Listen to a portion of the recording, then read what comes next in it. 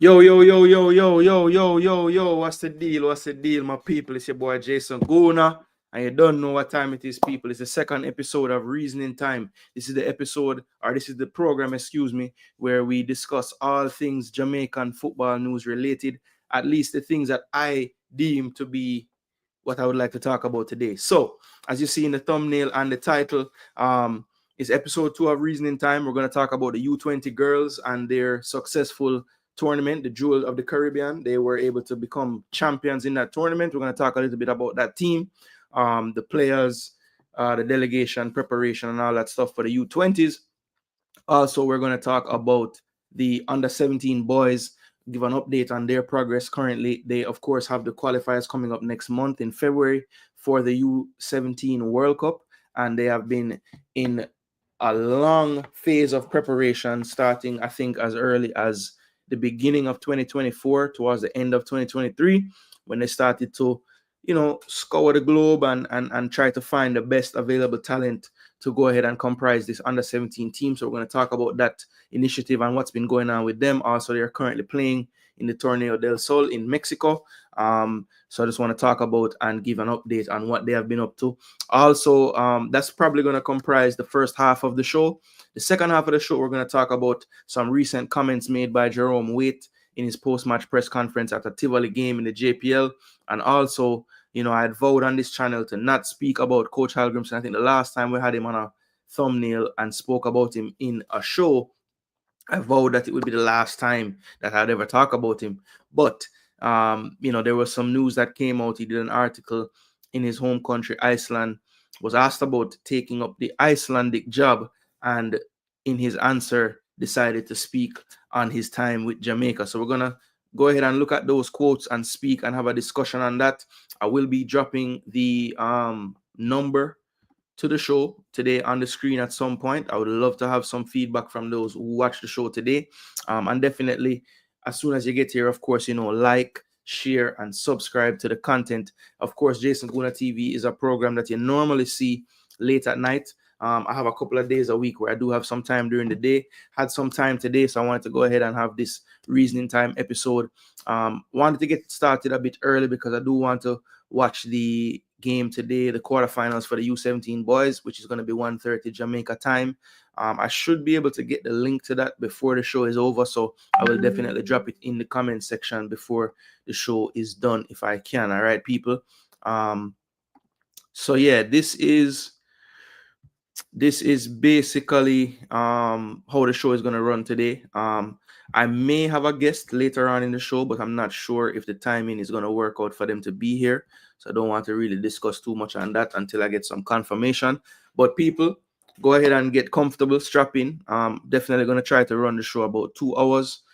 If it does run over, I understand the conversation sometimes tends to happen that way. So yes, let me just make sure that we have shared this around. I think there's everywhere. Okay. And I know people will start to turn up little by little. They're probably not sure that I'm online, but remember, if you are a subscriber of the channel, please do turn on the notification bells, because as you know, mans have a life, mans have a family, and sometimes we cannot really come on at the same time every day. So it's very important, if you guys want to catch the programming, to just turn on your notification bells. You're obviously a supporter of the channel because you subscribe. So yes, just do that favor, and you will be able to be here and present when we are running the shows. I do think when you catch the shows in real time, sometimes you get a better understanding of the content. But I totally understand as well, not everybody will have time in the middle of a day to sit down and watch a show. So if you're at work, tune in. Can't really be a part of the discussion, that's fine. Just drop your like, please. That is the most important thing. Drop a like on the video. If you're in groups that discuss football, share it in those groups as well. Let people know that there's someone else out there talking about the stuff. Just want to say as well, I know a lot of you would have been last night. One of my content creator co-workers, Cranky, had a show last night. Had quite a bit to say about the issues of conflict and quotas in the JFF. So much so that he drew out Rudolph Speid onto the program. So I just want to big up Cranky for his show last night. Definitely a lot of talking points came out of that show. I probably could do a whole reaction show on that show itself, but I will not do that. I just want to give him his credit and kudos for doing that show.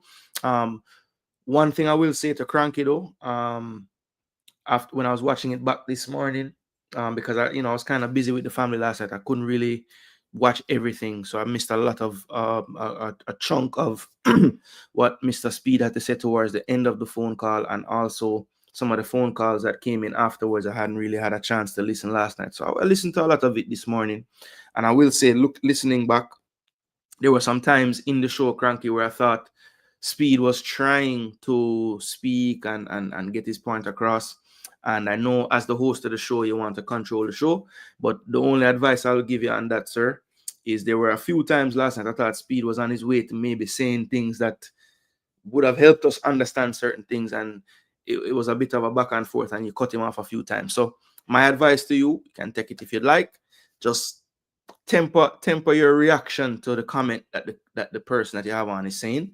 Just let them speak, and then you can retort afterwards, or rebut what they're saying afterwards, right? So that's my one little advice, Cranky. I know you're somebody that is a student of the game, so that's just my observation on watch back this morning, how I felt about that. But yeah, we won't dive too far into that. That might be, as I said, that might be a whole show, a reasoning time episode in itself, the breakdown of that show last night. But big up to Cranky.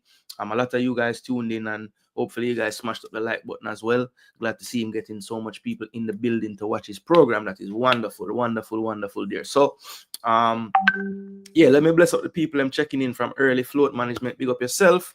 Always supporting the channel. We really, really appreciate your support. Float, big up every time. RR, another supporter of the channel, big up yourself, my brother. Where's the I-95 the thing there? Cool. Yeah, man. So this should get you through your journey nicely. As I said, I'm going to run this program about 2 hours, so we're not going to hitch. We're going to get right into the discussion in just a minute here. Just going to bless up everyone in the building from early. Nitro, big up yourself, my brother.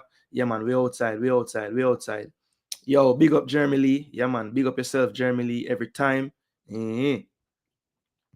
CC Sports Lab, blessings, Jason Gooner. Yeah, man, bless up.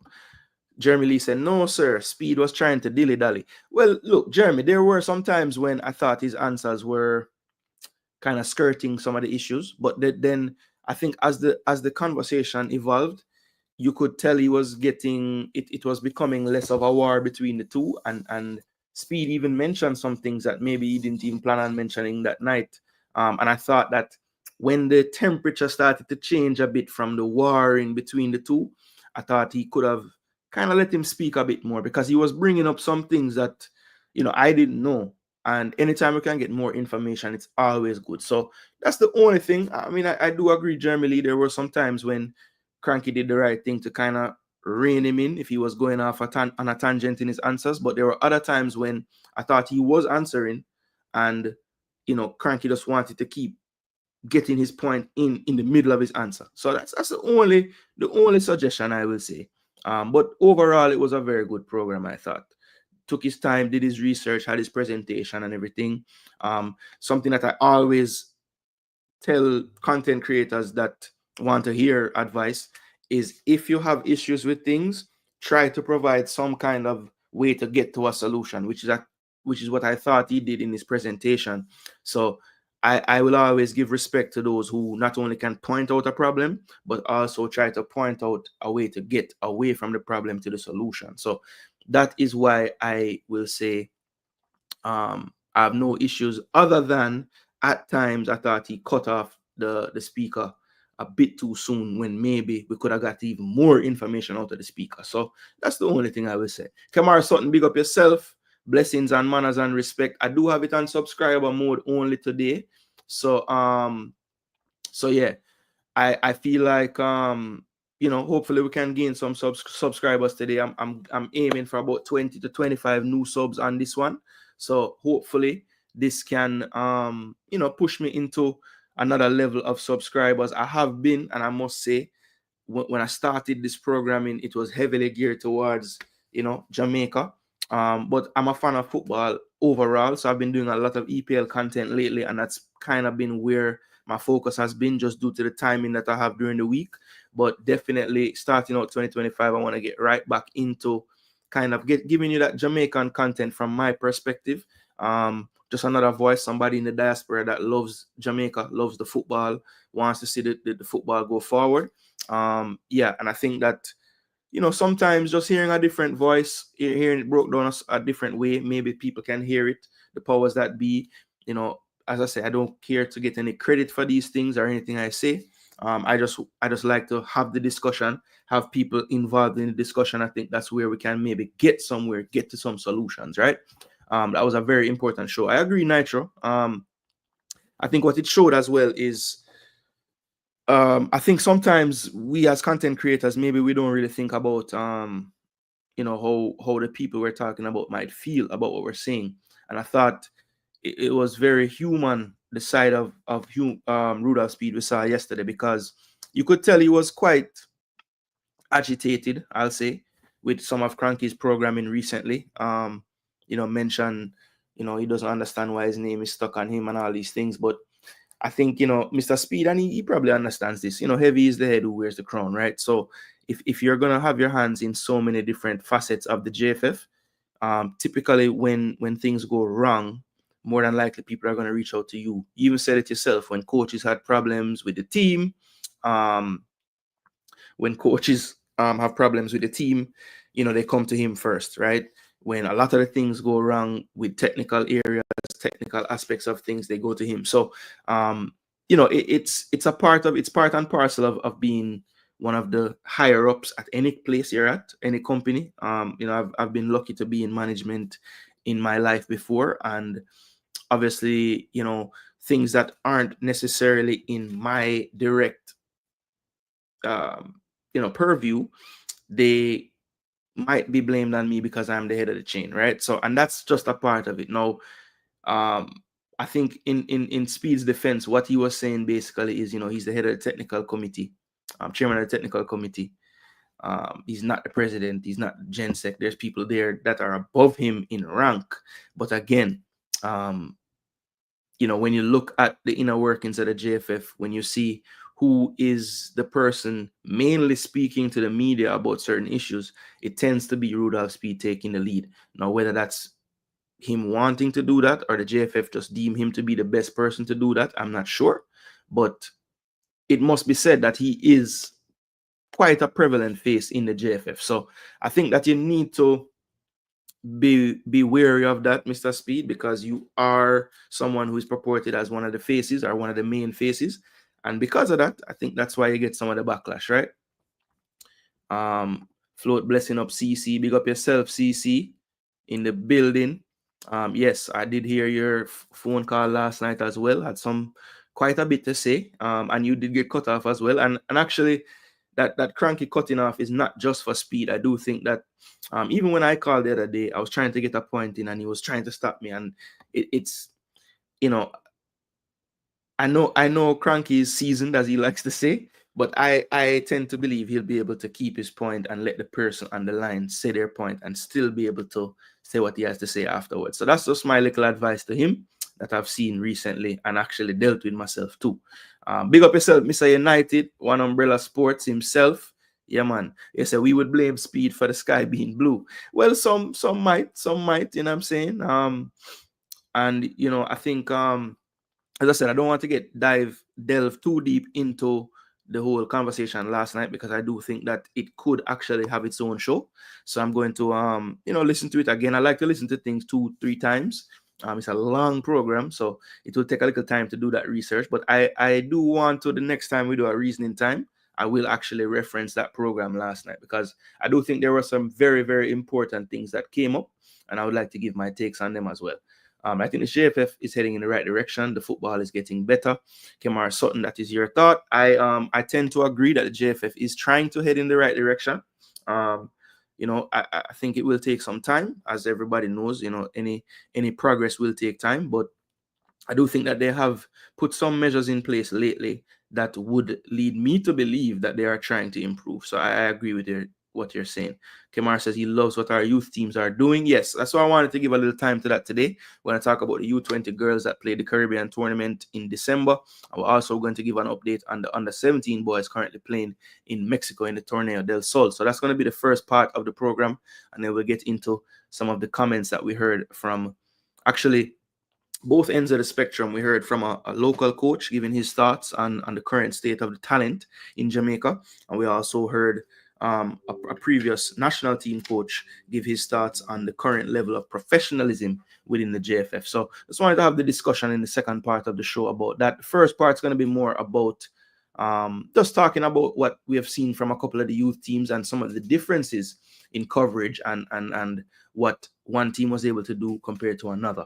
And I think we're going to figure out why those differences exist as well and try to see how we can, bridge that gap between what we're seeing with the U17 boys and what we saw with the U20 girls when they went to play the tournament in Trinidad. Yeah, like the MOU regarding. Exactly. That was something that, I would have loved to hear him expound on. Now, of course, I'm sure he couldn't say much yet because I don't think it's set in stone.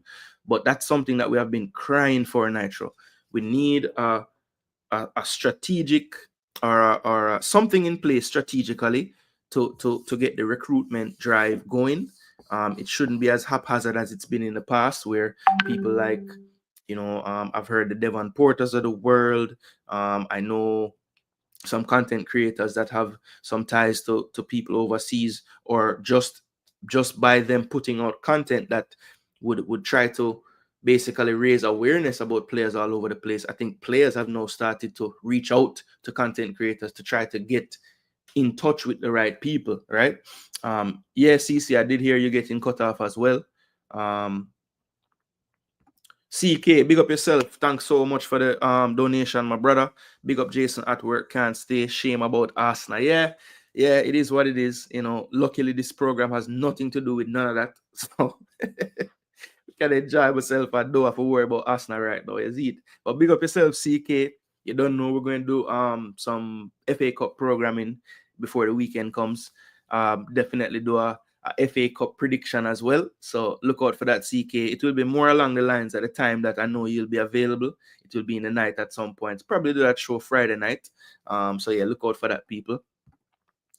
One Umbrella Sports say, okay. All right, big up One Umbrella.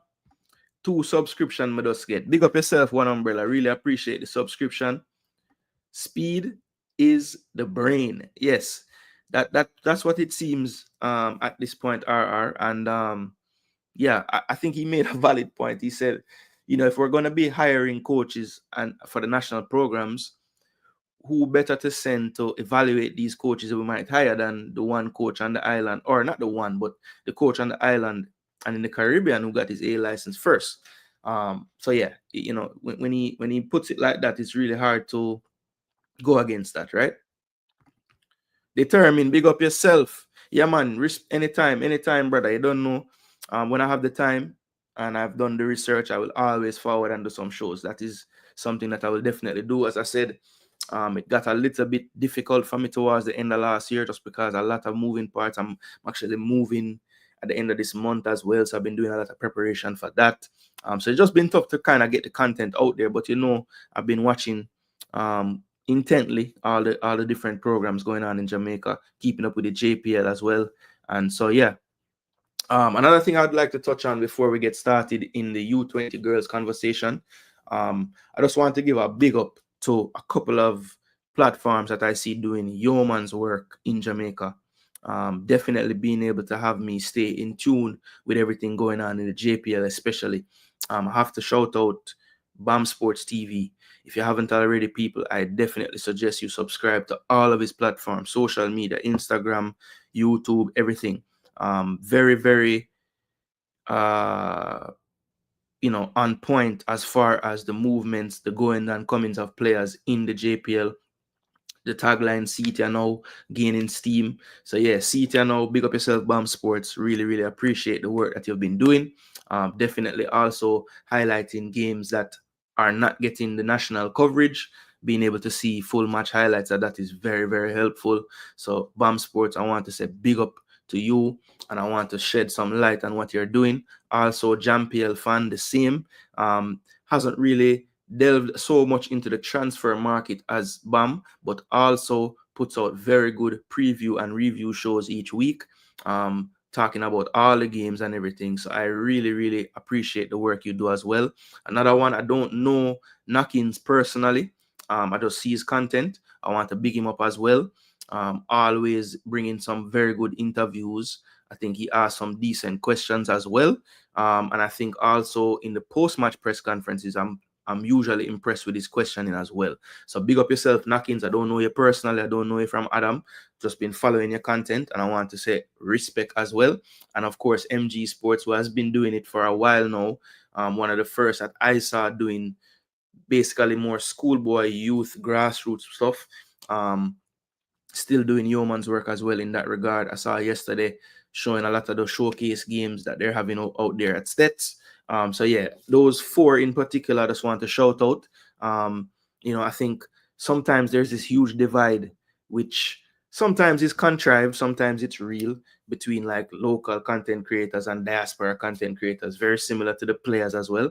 I don't think that it is actually a real thing. Now, I agree that you will not maybe agree with some of the things that all the content creators say, and that's a part of life. You're going to agree to disagree on a lot of things, but I still feel like everybody has their reason for doing what they're doing, and I think we all utilize each other's platforms for information to stay aware with things. So I will always say, if you're doing the work, you're putting out the content, I appreciate it.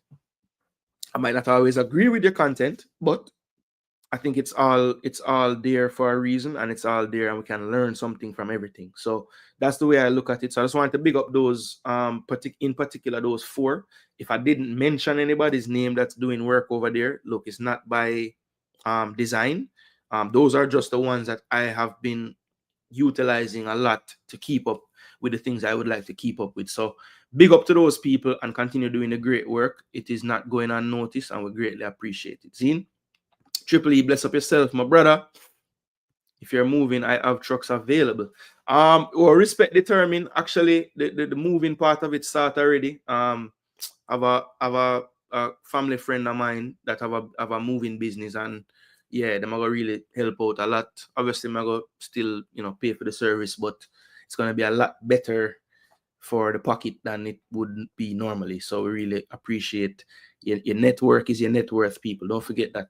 I believe Mr. Speid is an honorable person, says Peter Mystic, that has been unfairly criticized. And unfortunately, we sometimes take the narrative of one person and run with it, even if there is no substantial evidence. All right, Peter Mystic, thank you for that. Yeah, as I said, I'm not really going to touch too much on the whole Speid cranky stuff today, but I know it's kind of fresh in everyone's mind since the show was last night. But yeah, cranky show last night definitely revealed the RLFC relevancy. Okay. Yes, sir. Two people I can care less what they think about Jamaica, Grimmy and Troy Deeney. Grimmy, go worry about your 5-0 to Northern Ireland. And Jamaica made an average striker like Deeney feel special. Wow, so what's the beef with Troy Deeney? What him say? Or is the same thing when we say from before? Agree, Gooner. And most importantly, we all can disagree without any disrespect from each other or threatening each other. Yeah, Triple E, that's the part that we need to work on. I mean, I know things going to get heated and you're going to feel how you feel and whatever, but brother, oh, thank you, Rob Smith. Thank you, Rob Smith. Nicardo, big up yourself as well. Definitely. I don't think you're in Jamaica, but I'm not certain. I want to say you're overseas, but you did reach out to me the other day, and we're going to definitely link up one of these days, Nicardo.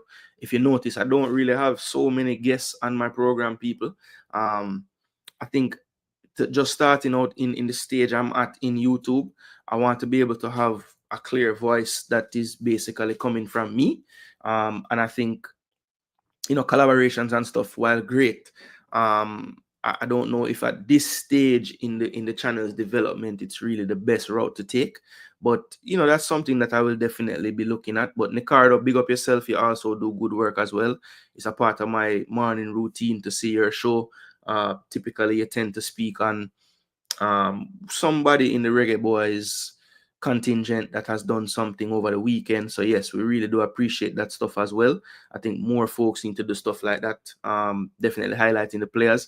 I want to delve into that more, and I'm going to try to get a little bit better with this editing stuff and try to do some more shorter videos. But for now, I really like the live format because I like being able to have the discussion in real time with the guests. I think that's like one of the main things I like about the YouTube space. Peter Mystic, I agree, he wastes a lot of time on addressing nonsense. Hopefully, one of these play journalists will be fair to him and he come on more often to give us information and not defend his name. Okay. Fair enough. Well, speaking of not having guests on the program, I will say this. There's one person that I will always allow onto the program. And the main reason for that is, of all the content creators that I have ever been on their program, worked with them, you know, you see me in all the comment sections. I don't really discriminate. I watch everything, which people kind of beat me about sometimes, but that's okay. But I want to introduce him because I think of all the content creators, he has given me the biggest push in terms of subscribers. I don't know if this guy has like some kind of magic machine in his house that gets subs to follow people. But brother, when this guy said, yo, go and support this channel, is the biggest push I've ever gotten. So I see him black stage. We can't say, you know, I see him black stage, and I'm going to introduce him to you people. You guys should know him really well because yes, he's one of a kind. I'll just say that. But I want to big him up and get him onto the show. I know he probably doesn't have all day, so since he's here, I'm going to get him on right now, and that is none other than Billy Diamond. He's in the building, people. It's taking him about 6 months to return, but he's here.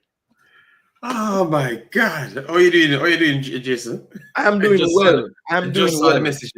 I just saw the message out. I went home with the kid, and because I was ordering things, so I got her food, but I'm waiting on mine. It's gonna be like 30 minutes, so okay. I have like 30 minutes before I go off to get the homework starting. All right, no worries. So I had a little way I was gonna do the show, but if you have the time now, what I'm gonna do is we'll go back to what I had planned to do, talking about the U20, U17. I'll do that towards the end of the show. But no, I think the discussion that I really wanted you present for was, of course, you touched on it yesterday in your program as well. Jerome Waite had some comments post-match about the talent level and what he deemed to be the talent level. Basically, the question came from Knockins, and he asked him, you know, with the transfer window open, do you see talent out there that can improve your team and give you that push up the table? And I thought that his response was one that if I could have been a fly on the wall in that room in that moment, the facial expressions of all those listening to the answer, I would have paid money to do that. So first and foremost, what are your thoughts on what he said? And you know, how much truth do you think was in that comment? Because for me personally, before you go, I just want to say, I think the comment in itself has truth to it. There is, while there's talent in Jamaica currently, there's always talent. You have to contextualize that talent. So I think what he was basically saying is that the talents that are unearthed from Jamaica, if they are at a level that he thinks would improve his team, they are either one, already off the island, or two, they are very close to being off the island. So perhaps the ones that can come to his club are not at that talent level that he would want. That's what I got from it. What did you get from it, JD? Thanks, bless up everyone that blessed me up in the chat here, man. Respect and thanks. Yes, I did look at it the last time and then rewatched it itself. Look at the current situation, as in like Cavaliers and others, what they're doing.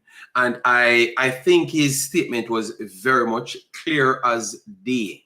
He's pretty much saying that we have failed the kids, so let me not move that part out, because he did took accountability that they have failed the kids because they can't do certain simple things. They are prone to mistake because they're just not at that level. And whoever is at some level, they are looking to get out. So pretty much he's saying that what we're developing at this point is just not at that level, and we have to try to feed them out. So if they are going to even return, they're going to be at a better level after coming back. So we only can prep them at this stage. So what I got from it is to say that we don't have development in the country, period. All right, to get them off to the right level, so we can get a full 11 of players in any JPL team. It's going to have quality, of that quality. So we have to keep on going outside now to touch into the Caribbean market to get a Ovary from Trinidad, a my boy from Suriname. We have to do that now, and you're going to see a lot more of that in the JPL, solely based off the actual development stage we're presently at now. So I think that's what he's saying. But people, because he said that, which is fully factual, because Mr. Speid said it, but Mr. Speid have different ways how to irk the people in soul, but we doesn't have that communication skills to not say, I'm not going to diss him that way, because I never meant it disrespectful. I'm just saying he doesn't have the sweet words, because he's in a position coaching a team, and he saw that Cavaliers getting all the better players them from all other countries with the Jamaican players that are good. You get me? And then you have a super team. Then you have Moby over there saying that he wants a super team. He wants 15 players to put with the four Jamaican players. That's good. So now you truly have like 25 Jamaican players that are at a level, soon want to be going overseas. But now you have 55 overseas players to match that, and he can't get them. So it just doesn't have those talents, and the talent is not in abundance as to what people would have perceived it as. And I think he's factual, because you had two coaches said the same thing. Mr. Speid said the same thing, and his action said the same thing behind it as well. Based of presently constructed roster. Right? You agree with me or not? No, I do, and I think I've said this many times before to you. You know, a lot of times in these spaces we get so caught up on the messenger, and we disregard the message, right? So we heard John Wall say it when he first evaluated the under-20 team. He said, "Listen, yes, there's talent on the island, but in order to face the opponents we're going to face, we're going to need to be able to explore other talents." And he was met with a tremendous amount of backlash, saying he didn't know about the youth system, he didn't know about the Manning Cup and the Costa Cup and all these things. And he's telling you, these players, when you factor in the time they spend getting their development compared to who they're going to face, it's chalk to cheese. It's night and day. It's not the same. And he was met with incredible backlash. So I would say, based off my assessment, talking to everyone, there, Mr. Speid and all of those people.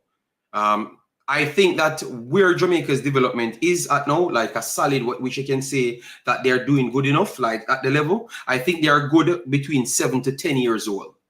Like they have conquered that part now, based on, so they are going fast, you know, because these plans takes like 25 years, you know, when you set them in. But based on them linking up with other professional clubs, Belgium and England, it's kind of going faster. So I think they're in between 7 and 10. So for now, they're gonna keep on sending out the players them anywhere between 10 and 17, because you need that extra development that is not there. So I think his statement is not wrong, but you would have to pressure them and say, you are around football for 45 years.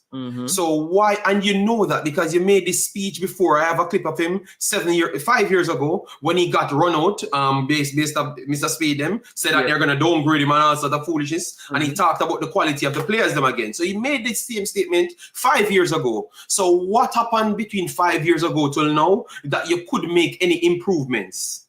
You understand me? That is the question to ask, because you made similar statements 5 years ago, but you have not made any improvements. So what that means, have you not educated yourself to improve the kids them from this threshold that we're talking about, which is 7 to 10?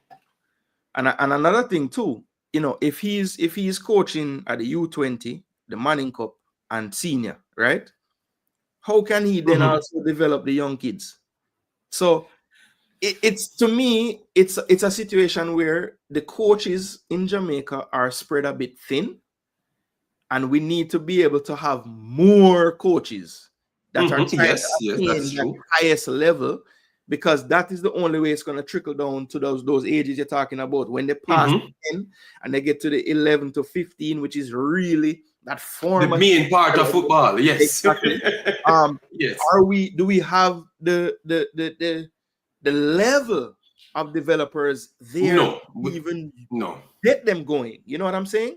No, but at the same time, I can't let you get away with that, Jason, because every coach we hire, we say, yo, Mr. Hallgrimsson, John Wall, you have to do this, but also you have to get 5 kids down here and 7 kids down here with 10 different promotion system to get them up. So why is it you're going to say that him now is one of the, you're saying that, yes, he's one of the good coaches, them, but we don't have so much. So why is it we're taking away responsibilities from him, but everybody we get, we put on 7, because that's what the man saying later then, which is Hallgrimsson, you know, about how much other things he must do from his actual job. So then why? No. Some people have to take extra pressure to grow the kids then, because you're collecting money in football, and that is what your job is. So you're going to have to work for Jamaica. And a lot of people ain't working for Jamaica for the longest time.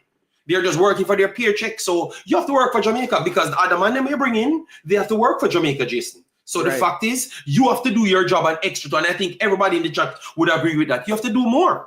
I'm very sorry. Yeah, I think you're right. I think it's clear that due to the deficit that we have in developing our players, it's going to mean that those who are developing will have to go above and beyond to catch up. And I don't know if everyone has been willing to do so. And actually, I think I don't know. It's clear that not everyone hasn't been willing to do so. And I think that's something that needs to change. Now, one thing, I'm seeing a lot of comments in the comment section about Jerome. You know, he was asked about the transfer, but he's saying other things. You know, like Football Guru here is saying, the interview asked him about his transfer plan. There are many players sitting on the bench for other clubs who might help. Now, here's the thing, right, Guru? You have to realize, you know, this coach can only speak for him, like what he deems to be his truth, right?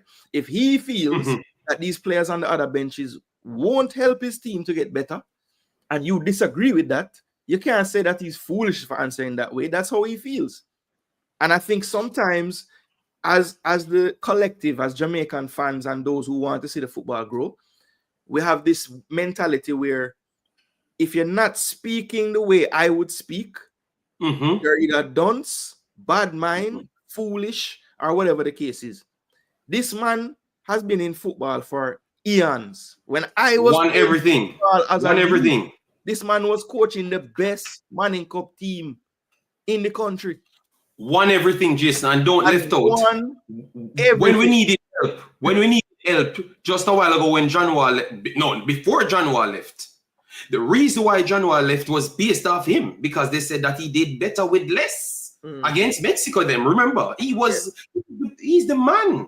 So all of a sudden, now, why is he not the man? I think we have to learn to take criticism and try to figure it out. All right, we can't lead with ego, because that's what's stopping. Because maybe at the same time, even though I'm saying that he should take on more, I am still saying that maybe the man start realize now, because remember, we're educating the masses now. So he's going through the actual structures to get fully educated.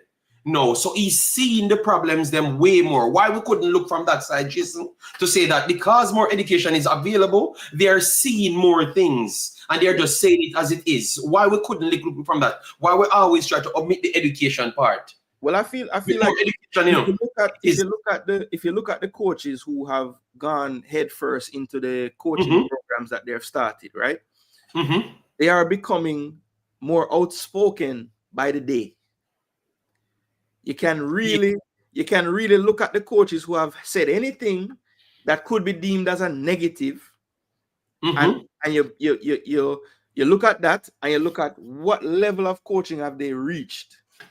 It's really the ones that have gotten more education that have the information and the education to be able to make statements like this. Now, if you disagree with what he's saying, that's on you. I'm not saying you have to agree with what he's saying. What I'm saying is we cannot just disregard what he's saying as rubbish or foolishness because we don't agree. What would be the more prudent thing to be doing is looking at it and saying, why does he think that this is the case? And look at this counter that maybe you don't, because I'm getting, remember, I'm just coming back in, so I have to get everything download. All right. I just heard that Veer added 2 outside players to their team. Mr. Butler sold all of these great Jamaican, everything the greatest, and then they have Sammy and my boy that's developing the best talents in Jamaica. So why they feel the need that they couldn't, they feel the need that they have to go out and get somebody else. So sometimes we need to really check the facts because everybody is doing it. So you're going to tell me that they couldn't find the guys in the midfielder that they're trying to add, the winger that they're trying to add, and the defender that they're trying to add. You know what that means? They're trying to add 3/3 of the damn pitch. So that simply means they want a guidance to develop what they have without even saying it, if you know anything about the football thirds. Because if you're... and that's the thing, right? I think you made a salient point when you said, maybe, you know, Waite doesn't quite understand the best language to use to make his point, but it does not invalidate his point. The point is still there. Yes. If you don't worry so much about, you know, the exact thing that he's saying, pick it apart, break it down, and try to figure out why he even thinks he has to say it. And again, if you disagree with it, that's on you. I'm not telling you to agree with what he's saying. That's not the point of this. The point of this is we need to still give it some validity because he's a coach that has been in the system for a long, long time. It's not like me who just stay over here so and me just say something. Maybe it won't hold as much weight because, you know, I didn't coach at every level in Jamaica. I haven't coached national teams in Jamaica. So I think it deserves more weight because it's who said it. Jerome Waite, what has he not coached? What level has he not coached at in Jamaica? Yes, that is true. So I heard hold on one second. No, go ahead. Because I was trying to help your follower there, Mr. Rocksmith. Because I had the game on my phone, but it's stream 808. You have to download stream 808. That's where it is. I was going to tell him either stream 808 or score 808. That's what normally have them. Okay, so Guru making a point here. It is not valid because you are the teacher. You can't blame the youths.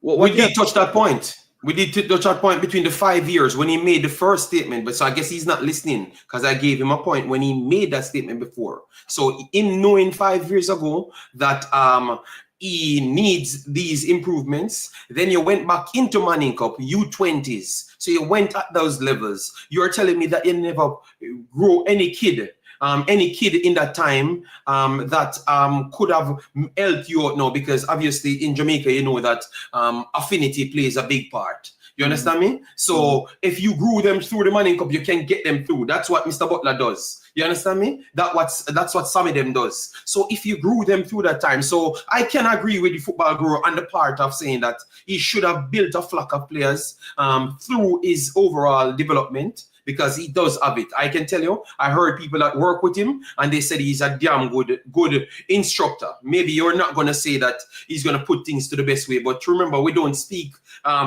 just fluent English in Jamaica. We speak patois, so sometimes the man not gonna come off a certain way. So he can still get around to his people. Maybe if it comes out to teaching some people in America, it would have come a little bit more difficult. But I think he's better than what people giving him credit for, because we keep on going back for the same man. And we have to, as I said, I think the best way to look at it is to say that he never articulated himself the best way. That is true. But you have to understand that we need to move out of this little patch where nobody can't tell us nothing. You understand me? The message come around. Listen to the message, you know, and then if you have to put him back on the back burner, you go back and let him know, listen to me, man, you should not be the one making this excuse, because you are one of them in this same system for 15 years. So you have failed the kids then. So why you think you need more help from Trinidad? Why you need more help from Mexico? Why you need more ballers? No, you should have made 10, 11 ballers before. So that is the only pushback I would have had. But I think it's good that he came out and said that, because some reality check need to be made, because I don't think we're giving our best effort for the youths them. I still don't believe that we're doing so, because even with what we're doing now, bringing in so much players so fast, it's all about money. and winning now because they saw Mr. Speid win some money and they want to replicate that. It's all about winning now. It's not about the kids them. And that is why I had my video done yesterday, because I always believe that the last person to get help in Jamaica is the actual kids. The last person at all points I've gotten help is the actual kids. They are the last one. And that's what my point was. And they are the ones that need it the most, for sure. But again, before you go, Jason, Jason, look on the point when Mr. Speid saying, oh, in order for you to make the team, you have to be 5% better than this, better than that. The keeper that he has in his team, he said they spend so much money on him, so they have to pick him for the national team so they can develop him, right? So you're going to tell me that I know that St. Lucia keeper is better. That is true. But you want the money. So why you never think about the development to say that he can make if you give him the game in this big game, he could have done something to improve himself. We need to start ask those questions, and nobody can't. Those are valid points. And that's why I say, he verbalized things that other people are doing without words, because basically he's saying, look, I have these two talents. I have spent all of my time trying to develop one of these talents, but I don't think he's going to get me over the line to where I want to go. So I'm going to take this other player who I think is further along, and I haven't developed him, and I probably won't, it won't be such a great Jamaica story if he's the keeper I use. But if I want to win this money from the tournament and the competition, I need to play this player. You know what I'm saying? Yes. And that to me is basically what Waite said. Speid is doing it by his action. Yes. What's the difference? And I have to beat Speid as well in that same context, because you guys fought so long to hold off people from the national team based off development purposes. But yet still, when you have the power now to inject those development at a faster rate for our people, because you can give him 4 or 5 games, Jason. You can give the keeper 4 or 5 games. You can give King 4 or 5 games of quality competition, because some of these guys are our own Suriname team, our own Trinidad team. So they are quality players. So you're getting a real test. And how much of them get game? 0. Unless we don't have anybody outside to fill those spots. So the truth is, you yourself don't believe in these kids. You only believe in them when, that's why the perception could be only when you want to benefit off them, you are pushing them up front. And you can't push back from that, Jason. Not even the biased person can push back from that, because the optics does not look good right there. That's just my take on it still. But a good conversation on that one. Yeah. And that's, we're not going to beat it. I mean, that's pretty much been, we've made our points about that. And as I said, people are going to, if they want to have this at an emotional level, they might miss the true point of what he's saying. If you take the emotion out of it and you just try to make sense of what he's saying, look, as I said, the delivery could have been different. Everybody can agree to that. But at the end of the day, the overriding theme of what he said is something worth a discussion. And I can see Guru's point where he says, we should stop blaming the youths for the shortcomings of the mentors. I get that. But at the end of the day, we cannot act as if we don't need to change anything, because I hear that too much.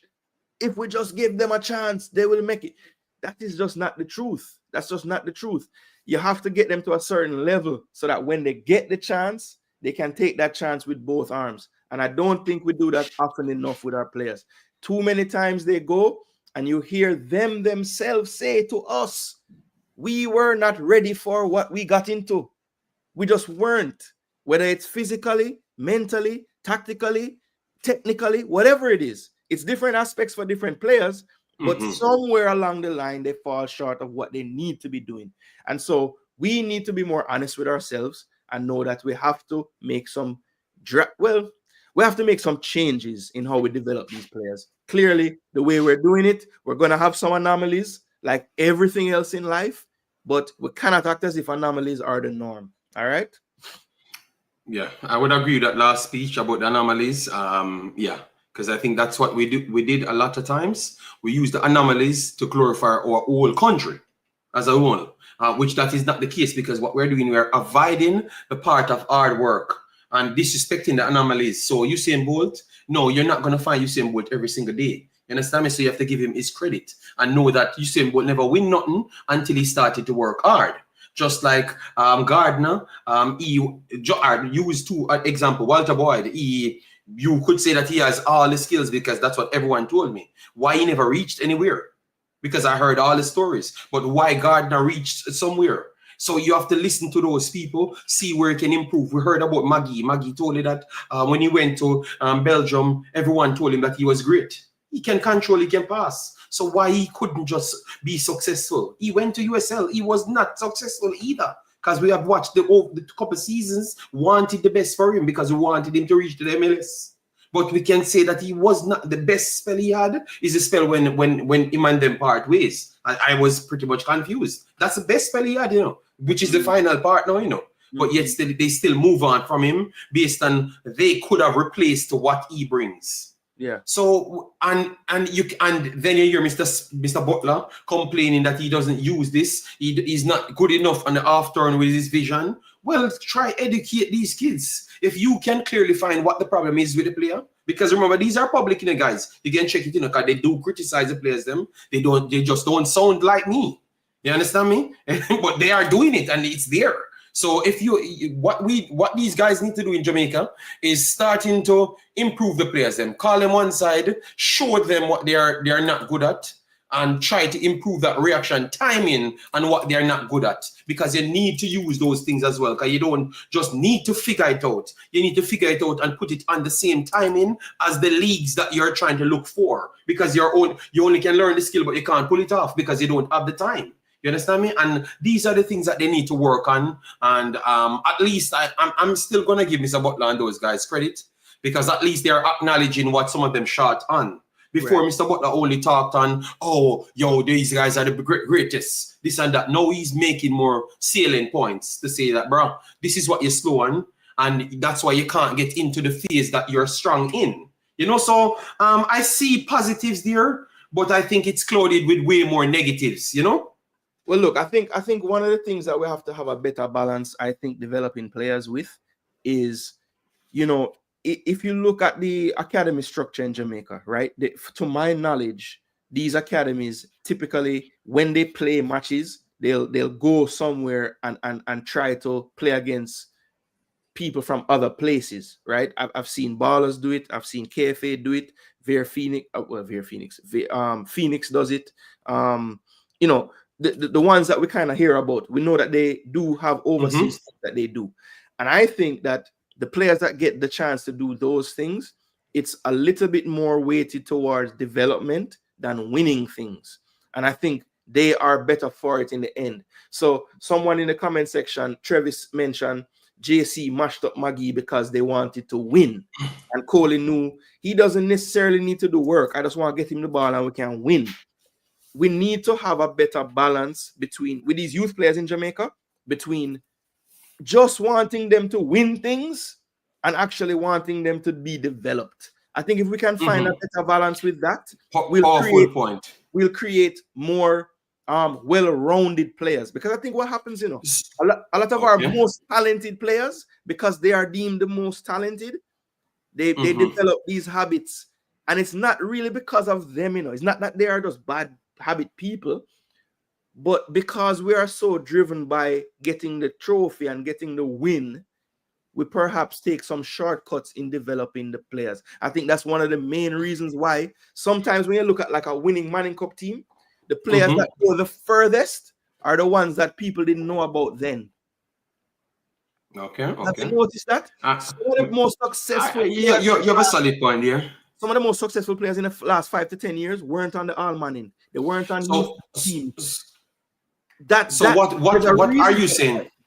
So how would you fix that? Would you try to make sure the Manning Cup is not the main attraction in Jamaica, so we could get the people in focus on something different to fix that, like the JPL, the focus should be on? Here's the thing. Because of the way it is set up and the way how Jamaica is, I know the landscape of the Manning Cup, the Costa, it will not go away, right? So that would be stupid of me to say, do away with it. But what I will say is this. we need to, as developers and as folks that like the powers that be, you know, the technical committees, the coaches, we need to pay more attention to the quote unquote non-star ballers, right? We need to, or we need to find a way to not create star ballers. Because if you look at football around the world, coaches are starting to not even go for those players if they have any deficiency about the game. There was a time when you could have players in your team that maybe you can get away with not running back. Those days are over. And I think the culture in Jamaica is to want to exalt one or two players from every team as the Messi and the Ronaldo and the Mbappe and the whatever. And I think those players lose development because of that. I don't know how that culture can change. That's something I'm still trying to wrap my head around. But I feel like that contributes to some of the issues that we see. Because when you then go and pick a team, if you're picking from all of the quote-unquote stars, you're going to have a team of players that maybe don't do certain parts of the game that are needed to win. You see what I'm saying? Yeah. But I was just trying to figure the best way how to get it started, because I think it all starts on the brain. Because obviously, the biggest problem we have is actually with our brain, because we think that we already reached there. So how can I get into your brain to say that you are not there?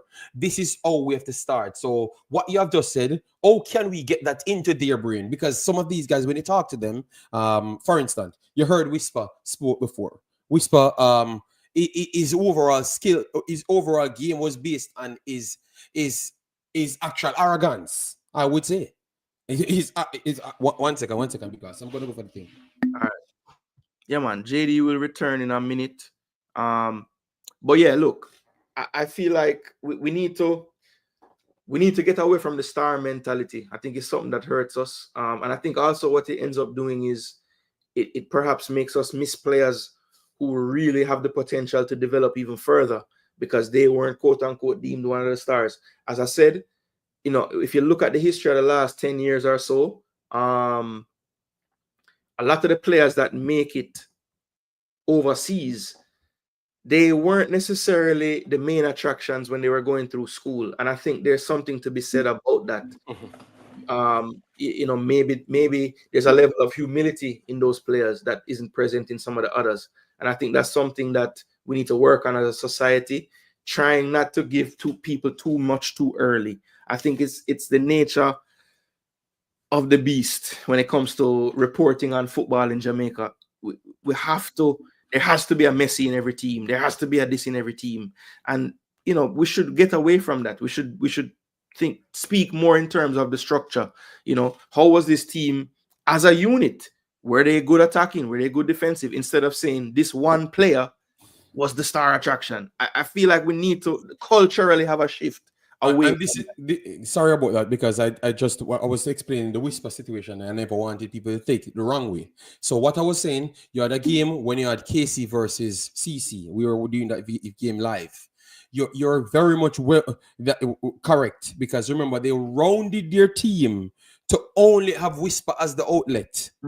So everyone else has to play to that tune. So if he couldn't get off, so what? Remember, for majority of the games, you know, the majority of the game, you know, he couldn't get off. It's just the 4 breaks that he had. He scored from all of them. You understand me? But all of the other chances come by you are trying to make him the target man rather than anything else. Remember, that game could have ended in 7-5, you know, really, you know, because CC was a far better team, you know. Everyone just says, oh, he scored 4 goals. They created more, they had more of the play, they had more of the territory. And that's where football education comes. How much games you want only 4 chances in and give up 9 to 15?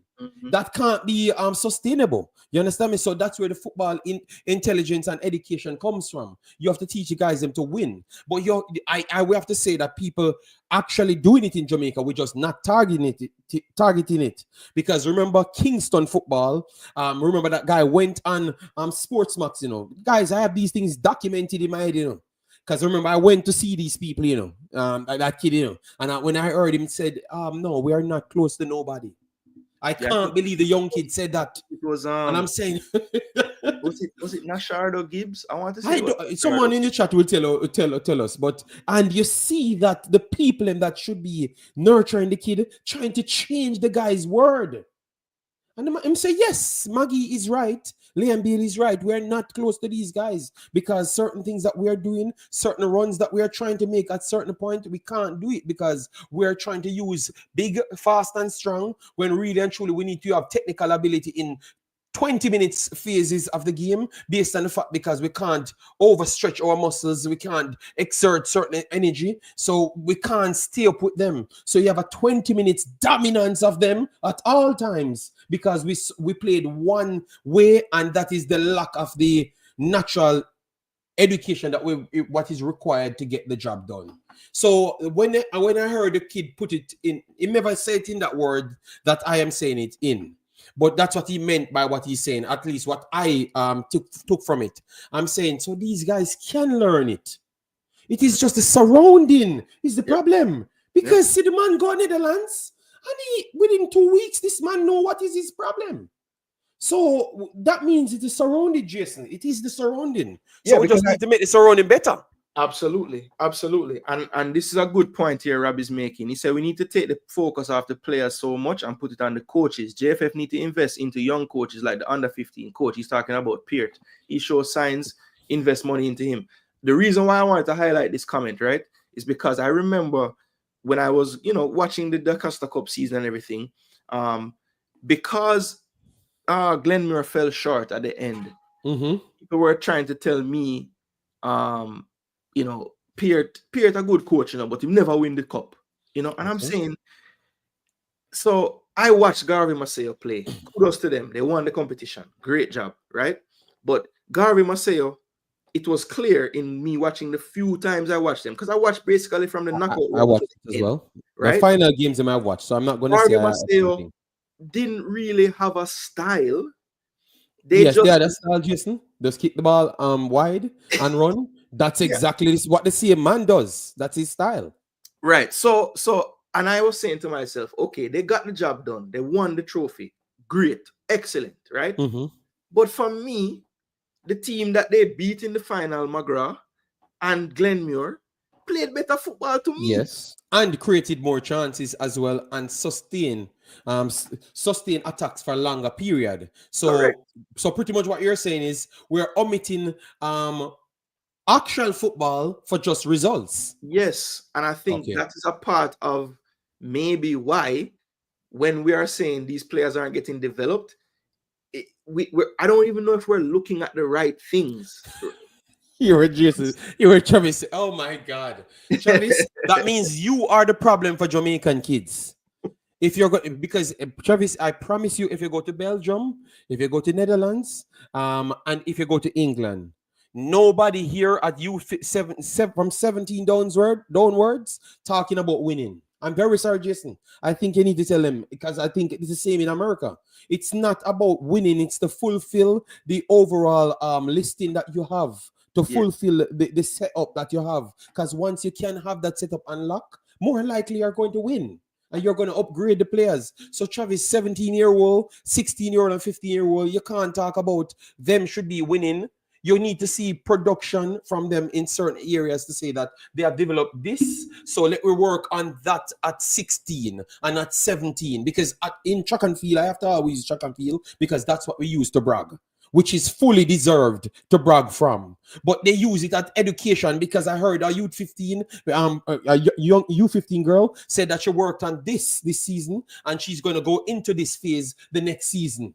JD, you can hear when you hear the young track athletes speak, the difference in how they are educated in their field. Yes, and their pride in like education. Coaches at 14, they sound like they themselves could have done a program and train me. Thank you. And that's and I don't get that same thing from the footballers. When you hear a footballer speak about the game, it's not nearly the same level of competence and how they speak about the game, the different phases of the game. It's different. Boy, we just put it on them today. And we score 3 goals and them score 2, so we win. Yeah. Agreed. So Rob Smith said you're wrong about America, JD. It's all about winning. Well, I have my family there, and he's in the academies and stuff, and I have two other ballers there because obviously you know that people contact me, but these are people that I know personally. They should have come to Jamaica and play for Jamaica as well, and they explained to me, and they are in the higher level just to go to USL or the MLS. And my boy went to the MLS now. He's actually playing in the USL now. He's playing in the USL now. So it tells you that what I'm saying is not foolishness. And he said to me, it's not about winning, it's about development, you know. To Rob's point, you know, there's a slight truth to what he's saying in this sense. Yes, I can agree with him, but it's very similar to what we're talking about with Jamaica, in that I think like most US high school programs, because football is played in high school too, right? I would say it leans way more towards winning, because typically at like the regular level of high school coaching here, it's maybe not like this coach might also coach the basketball team in the other season. So he's not necessarily the greatest footballing coach, but he coached the team and they try win. But if a player wants to go to another level in that sport, they play with a club team. And those club teams will have way more focus on development. Yes, they want to win, of course, but it's a lot more focus on development because these coaches have gone through more training and education as a coach of that sport than, say, the high school coach. So it just depends.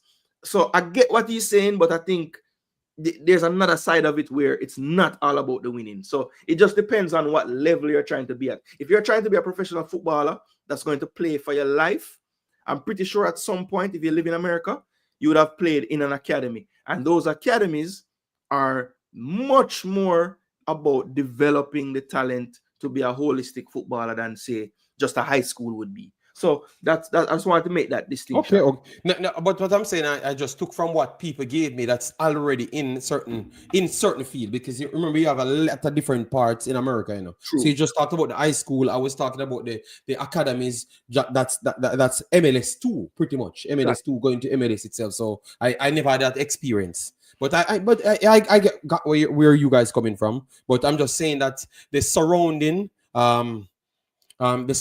need to change. At least the attitude need to change. That's what Rob said. It's all about what he said. The old boys, them that's pumping money. So well, no, what we need to do is figure ways how to get money in the youth programs then. Because if you have to rely on old boys to pay money to them just for them to win, that means we're supposed to have certain structures not reliant on the Manning Cup. So we should have a U15 program that doesn't rely on the Manning Cup. You understand me? That you fund money in. That has nothing to do with the old boys, because to be honest, they are getting money for development. They just need to put it the right places. And so that's all I'm going to say. Yeah, and Leroy make a point here. Manning and the Costa Cup should not be mentioned in any discussion about football development for youth. It is a results-based competition with too great an age differential. Yeah, I think, Leroy, that is one of the biggest issues, honestly, because we know that the Manning and the Costa Cup ain't going anywhere. So we have to figure out in the framework of development how we can still have this being happening. Yes. And there are 9 more months out of the year, right? Thank you. We need to do something with those damn 9 months. But if they're playing for 3 months, Jason, I can't omit it, because that's the passion that the country has. Yes. You know, so I'm not going to take it away. I have to put it in the conversation. In the context of Jamaica, it's easy at face value to say what Leroy says. Yes, that is not we talking from Europe, you know. Right. But in Jamaica, that's why I put it in the context. I can't just omit it from the conversation. And big up Leroy. Thanks for being a member. Really appreciate it. And thanks for the comment as well. People, remember, I haven't mentioned this for a long time. Smash the damn like button, people. Don't be mean. JD, I know you have a certain finite time. Do you have time to just touch on Hallgrimsson? Yeah, man. Just go through as much. So we can get it done. All right. So it's 6 o'clock now. All right. So let me get you out of here quickly. Yes, you know you're not gonna get me back in here for a long time. 6 more months. This I forget everything out of this one. 6 more months. You know? About June, July, them time they will see. Oh my God. So let me get this on screen, people. This is the Irish Sun. This is the other topic that I wanted to have JD on for. as I said, he spoke on this yesterday, but I wanted to continue the conversation today as well. I had some points I wanted to bring up as well. So this is just the article. Now, the big contention that I've been hearing in the circles in Jamaica about all of this is there was really no reason for Hallgrimsson to speak on Jamaica at all. Right? That's the main thing I've heard from everyone. Why the backside is Hallgrimsson even saying Jamaica for? The man asked him about Iceland job, and he goes into talking about Jamaica. Now, I have a couple of theories as to why I think he did this. First theory, when Hallgrimsson left Jamaican role, most people in the know knew that he had more time on his contract, right? Yes. So I think it's a defense mechanism on his part to try to make sense of him breaking a contract that he had already said he would fulfill. So he wants to put some reason or context behind the decision, and it was mutual consent, by the way, people. He didn't just leave. The JFF and him sat down and they decided this is not going to work. Let's just part ways, right? So let me get that out there as well. It was not just him leaving. It was both parties ready to go separate ways. Even though they tried to muddy the water when he was leaving, saying that they never knew, you know? Yeah, but go ahead. Why, that was hilarious because it was stated numerous times that they knew prior to the COPA of his plan. Yes. So I don't know why they even tried to say that. But anyway, we're not going to go into that. What I will say, though, I think it was a bit of a PR move on his part because he wants to not look so bad in the eyes of the international community for why he left. So he wants to put a reason behind why there was issues in the first place, right? So we need to get that clear. That's what I believe is one of the reasons.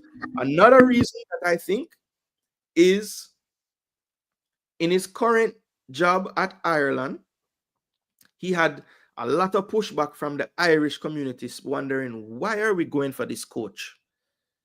And I think he just wanted to lay plain on the table, you know, how that even happened. He wants people to understand it wasn't out of the blue.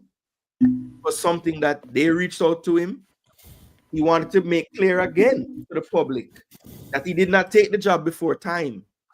He made sure to do what he deemed were the projects he already had started, which was the Nations League ending and qualifying for the Copa. He wanted to do that for Jamaica because he started that. He wanted to finish that, right? So those are the two reasons why I think he would have had something to say. Now, let me just go down into the article what he says. So I just want to remind people, okay, about what he said. So I'm going to find the part of this article. Okay, national team coach, blah, blah, blah. Okay, so here it is.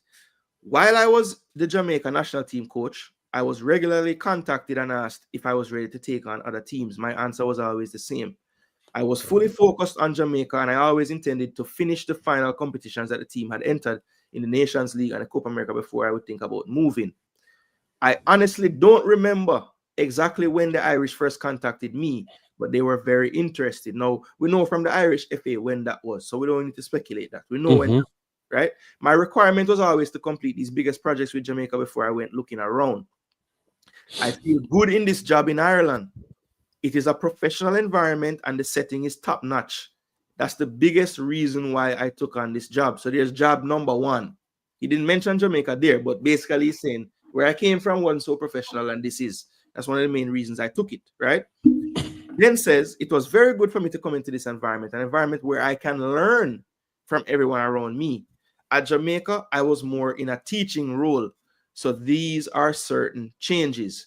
On Jamaica, he added, we were trying to change quite a lot, both in the work environment and within the union, and we criticized the way some things were done. Many employees were unhappy in their jobs.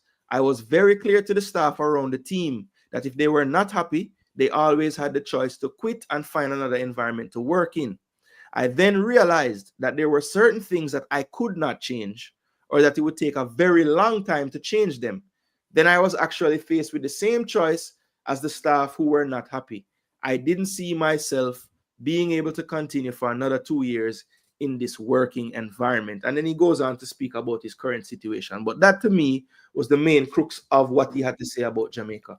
So first and foremost, JD, I know some would have maybe seen you on your program, but overall, when you initially saw this article, what did you think of it first and foremost? And do you think that in any way Hallgrimsson was like out of line for bringing this stuff up in the public sphere?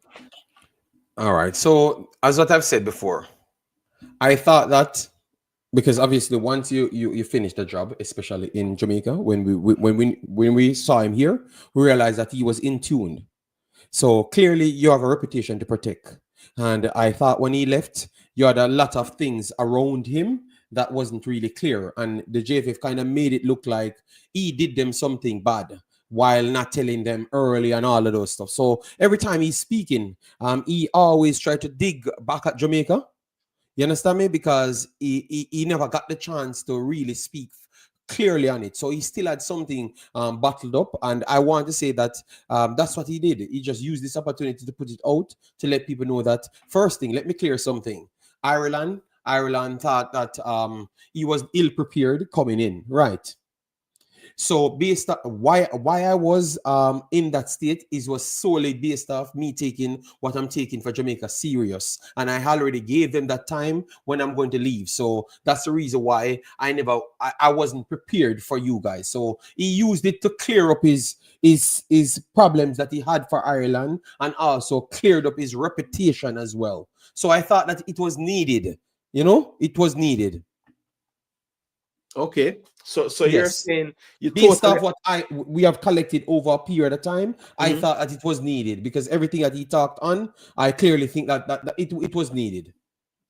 All right, so fair enough. So what would you say then to those who have the mindset that, look, when you write your tell-all book, that's all fine and dandy, but this article had nothing to do with Jamaica. So why was it necessary then to in this forum bring this up? And that's why I did pull both articles together, which is like 2 over a week. They were saying that he steadied the ship, but is he the right person? So they had like a 2 phase. They wanted to give out a 4-year contract, but they gave him a 2 first, just to see what happened. So now that it's coming to an end, they need to go into the next phase. So he has to show that no, the problems that you had for me based on me not being prepared was based off me, or the way or you guys approached me when I was already in a job. So I was not ill prepared. I was just showing you that I'm prepared to stay to the task. And even if I have your job and someone coming to me, I am going to make sure I do the job that I said I am going to do for you. So I think he's trying to use it to sell as I'm a stand-up person that stands on what I said I'm going to do over a period of time. I think people looking at it the wrong way because it was a little small bad taste in their mouths, but they are not looking at what the articles actually stated. So that's why I have to stand with him and say that he's trying to sell himself into the next contract.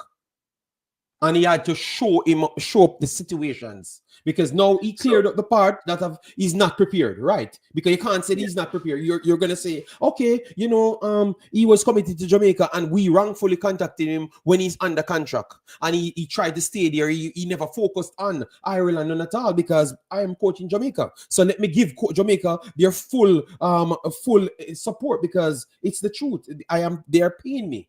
So I'm a real person and I'm a genuine person. You understand me? Okay. So we have to look at it from that side, Jason. And I think Yes, that's exactly the side he wanted them to look at it from. So basically, the fact that Jamaica was brought up was really a means to an end in his case, because he just wants the Irish folks to know. Yes. This is why I came into the job, and I had to not prepare, not knowing the players, them people around me to kind of help me get bedded in, because I had to focus so much on my previous job. Yes. Okay. And showcase that I had to, based on the fact that nobody had education, nobody could have pulled anything. I was the teacher, so I had to do everything. So I had to focus 100%. So you look at it where I'm coming from now. Because remember, he stated these things, so it shows up what I'm saying is more closer to the truth, rather than we just saying, why am I bring up Jamaica, just like single-minded. Yeah, so that's why I did the video that way, to show people, because he gives some gems, so he opened up himself a little bit more. But we have to, people, let us look at things from 2 sides, man. Yeah, I think another thing too that's kind of hilarious to me is, I know that, at this point we feel like, a brother way a girl did just do wrong and left you, right? And that we are taking this news from that standpoint, like a scorned ex of some sort, right? Mm-hmm. If we remove that part of it and we look at face value what he's saying, is there credence to what he's saying? And the reason why I ask this, we have heard, and I see somebody in the comment section in my brain, Nitro. We have heard Leon Bailey, we have heard Jamie Lawrence, we have heard Paul Hall, we have heard John Barnes. I could probably name 15 more people Mm-hmm. that we have heard similar things from. Would you say that the way that those things were kind of received by the public has been the same of what you have seen with Hallgrimsson, or do you see any difference in how the information has been digested by the public? I think we have seen a difference, because when John Barnes said it, everyone believed instant, because I remember that time as well. And obviously the face of John Barnes is a powerful person. Everybody rate him to that level. And obviously he came in winning, which we had just listened to the commenters. They only care about winning. So he was winning and people trying to bully him. And he's saying, yeah, bro, I can't do this thing. I'm not going to devalue myself in order to get the same result with less. And I have what I have here. I'm going to do it this way or not. So people believe John Barnes. Leon Bailey, I thought that a lot of people believed Leon Bailey. But the cycle kind of changed with Leon Bailey, and based on how he never really articulated himself on certain points, and because they could have easily put up 2 plane tickets that they bought, they kind of sway people to not believe him. But for the Hallgrimsson's case, I think it's similar to Leon Bailey, because Leon Bailey kind of slightly dig Jamaica in, and we are always on our pride part. I think, and they have the same belief for Leon Bailey and Hallgrimsson, so they don't want to look into the fine details. So what I've learned based off now, me experienced in these things, I don't naturally think, say, if you started from, you think that you're slightly Jamaica, they're going to go into any details. They don't want to hear not what you're saying. So I think they are not receiving it good based off how it started from both of the parties. And that's why I thought that he put these gems in, because he wants people to know that he gave them the time. He tried to do his best. And a lot of other people around him wanted to leave as well. And he stayed as long as he could have stayed under these conditions. So I think he's trying to fix back his image with people as well, because I thought that JFF kind of damaged his image if everything that he's saying is true. So I think that's the way, because what people are good at in and around Jamaica is to put Jamaica up against people, because that's what we did with Leon Bailey. So nobody listened to what he said after, because we put him up against Jamaica. And I think that's what we're doing with Hallgrimsson. So I would put Hallgrimsson and Leon Bailey in the same boat, but the others, like Schaefer's, because Schaefer's, people remember when Schaefer's tried first, got 3 players in, but he said, I can't do it to the rest. And then after that, they start to say, yo, brother, man, we're not call about them, man. These are the ones we are going to play with. And you have to add others on it. And it never worked out. So, but people look at it because they had, they couldn't put Jamaica against them. Yes, so that's what I would say. They couldn't put Jamaica against these guys, so people look at it good. But the Leon Bailey and the Hallgrimsson, people look at it different, because they found a way to pit Jamaica against them. Yeah, and the last thing I'm gonna say about this whole Hallgrimsson thing, right, is just this: there has been no public response from anybody in the JFF. But I did hear Speid last night on Cranky Show not respond, but say there's a lot of things that they could reveal to the public that would hold him in what he's deeming them to be unprofessional. He himself was also unprofessional in some of his dealings. I have spoken to you off air about some of things that were going on at that time that obviously, we've never brought to the public, but there's things in the background that maybe they could level at him and say, listen, why is the pot calling the kettle black, right? My suggestion to the JFF is this: do not get into a back and forth with Hallgrimsson. If you have things that you think could hold him in a bad light, I don't see how it would benefit the federation coming out and going into a back and forth with Coach Hallgrimsson at this point. That's just my thoughts on that. Those who are in the know will know, and those who aren't just won't know. And that's fine. Not everything needs to be made public, especially if it's going to be not to the advancement of anything you're doing right now. Because I don't think any back and forth with Hallgrimsson can help McLaren or anything we're doing moving forward. So I think the stance that they have taken so far, which is silence, is actually probably the most professional stance they could take. So I want to give them credit for not jumping and, oh, let me put out this quote that he sent us, behind closed. Stay that way, JFF. You will be the bigger person in this, because at the end of the day, I think moving forward, whatever he says or how he feels, we cannot change that. Nothing we do will change how he feels. Again, it's similar to Waite's situation. His truth is his truth. You can disagree with it. You can wonder why the hell he's doing it. That's a different story. But nothing that we say or put out is going to make him not feel the way he feels. So I want to commend all the folks that I know are itching to put out something about what he did in his time here to show that he was also unprofessional, but have restrained themselves from doing so.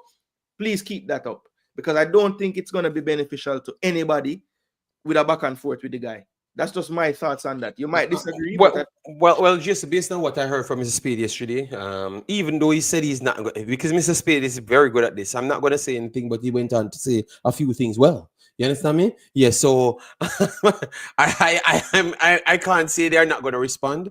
But I would agree with you that they shouldn't respond, because now they have a coach that spoke with Mr. Hallgrimsson, and he came out and made a statement in his first press conference, and then they drawed him around a corner and said, come, let me pick the team. And clearly his second statement was completely different. And he was building his team based off, oh, we're going to continue this. So I spoke with the previous coach, and I want to continue what he left off. You understand me? So I think he has some reserves in him. So I think if they run out with this coach might get frustrated very fast, because I think he might already be in the frustrated line.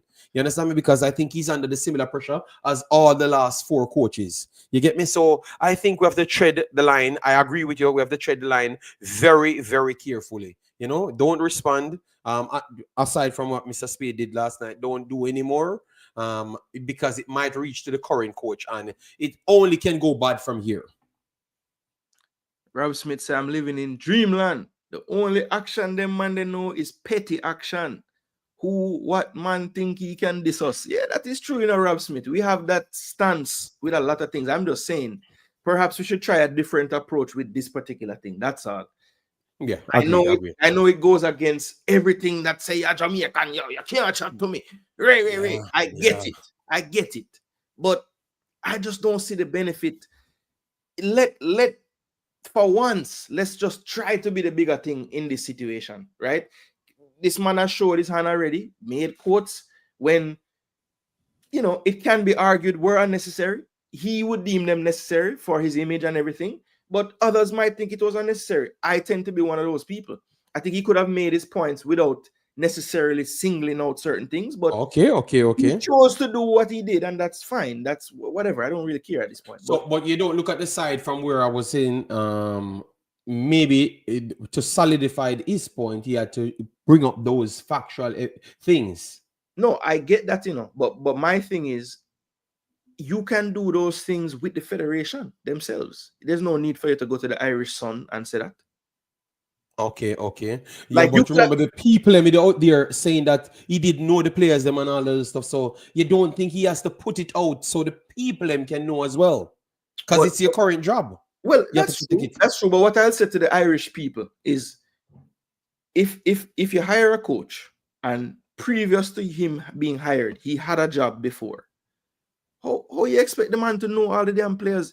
He was hired like 2 weeks after he lost the job. Yes, that is true. So, I mean, anybody that's thinking clearly and critically would know the man would need time to get up to speed. Even we were upset with McLaren after a couple of windows. Went down with the players. And McLaren never had a job. I was waiting on you to get to it. So they gave him 2 weeks to know. So they gave him 2 weeks to know players. So maybe what you're realizing, it's a bigger job than Jamaica job, because the people want to know the players them instant. Before. Instant. Yeah. And you have a harder task here to do so. And they only give you 2 years and say, do of what you can in that 2 years to show me that you deserve the next 2. You're not, so it's just a standard, Jason. And I think, no, you get what I'm trying to say. Yeah. He had to do it that way. I know you want to beat him too, because obviously we are Jamaicans that we have to beat. Yeah.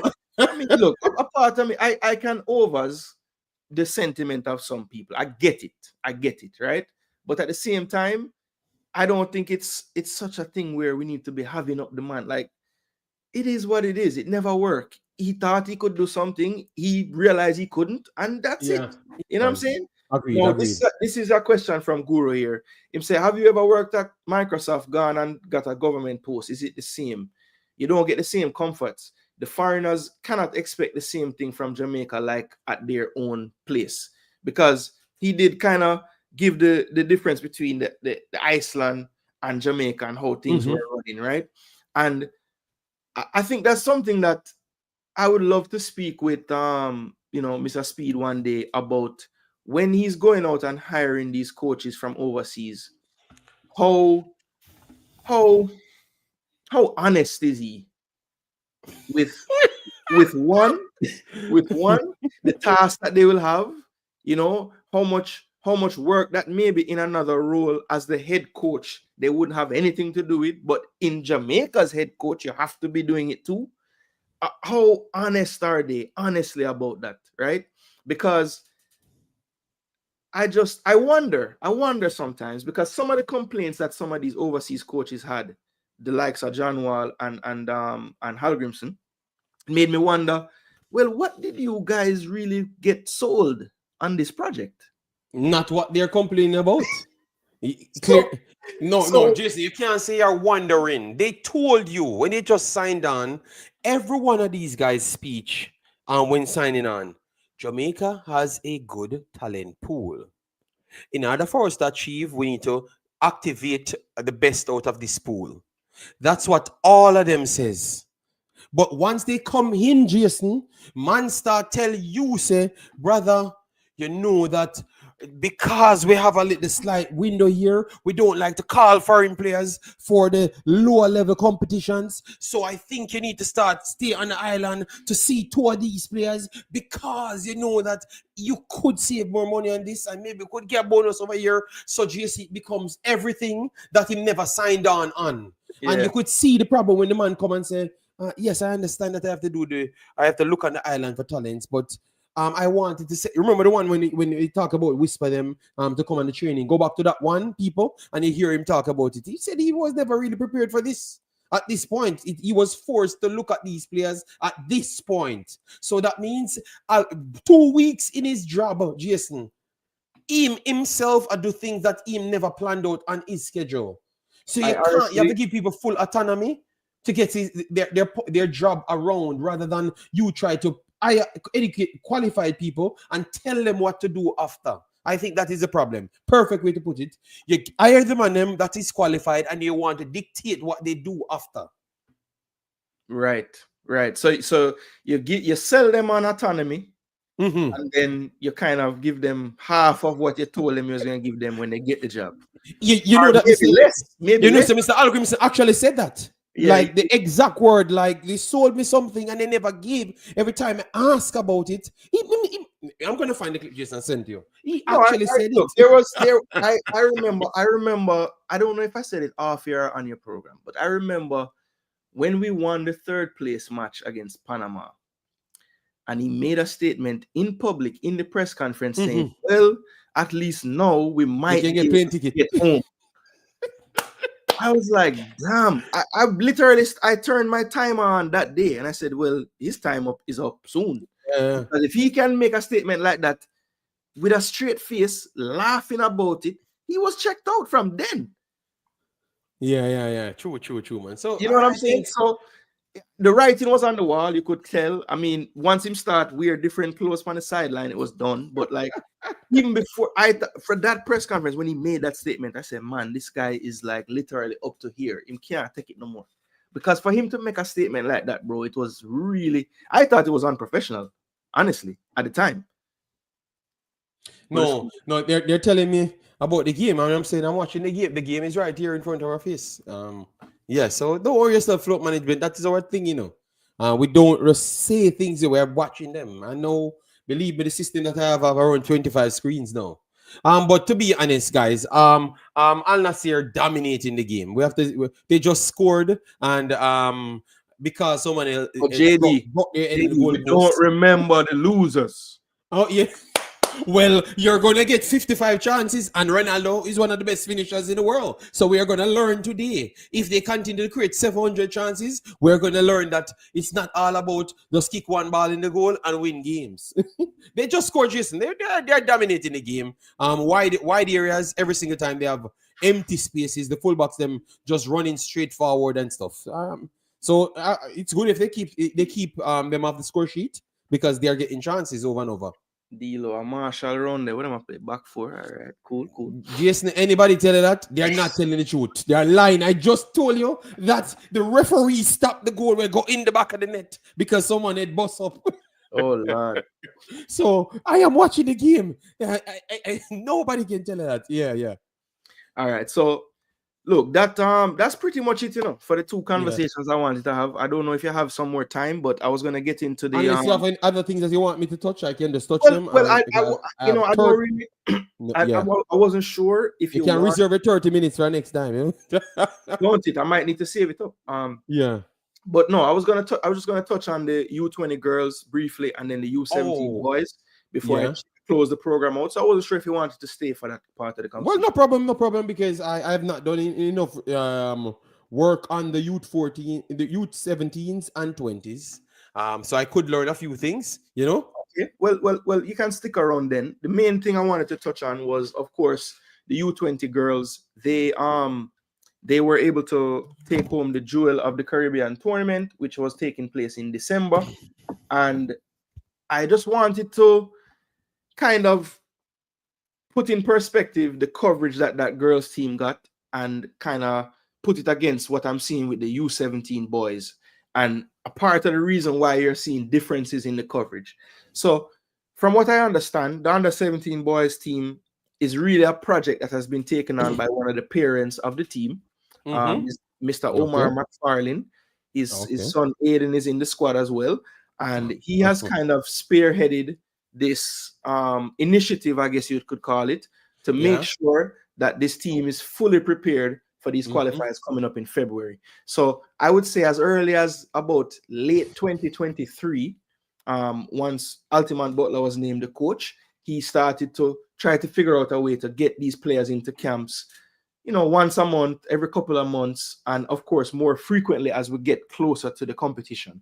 And I just want to say, first and foremost, I have been very, very, very, very impressed with the coverage and, the detail.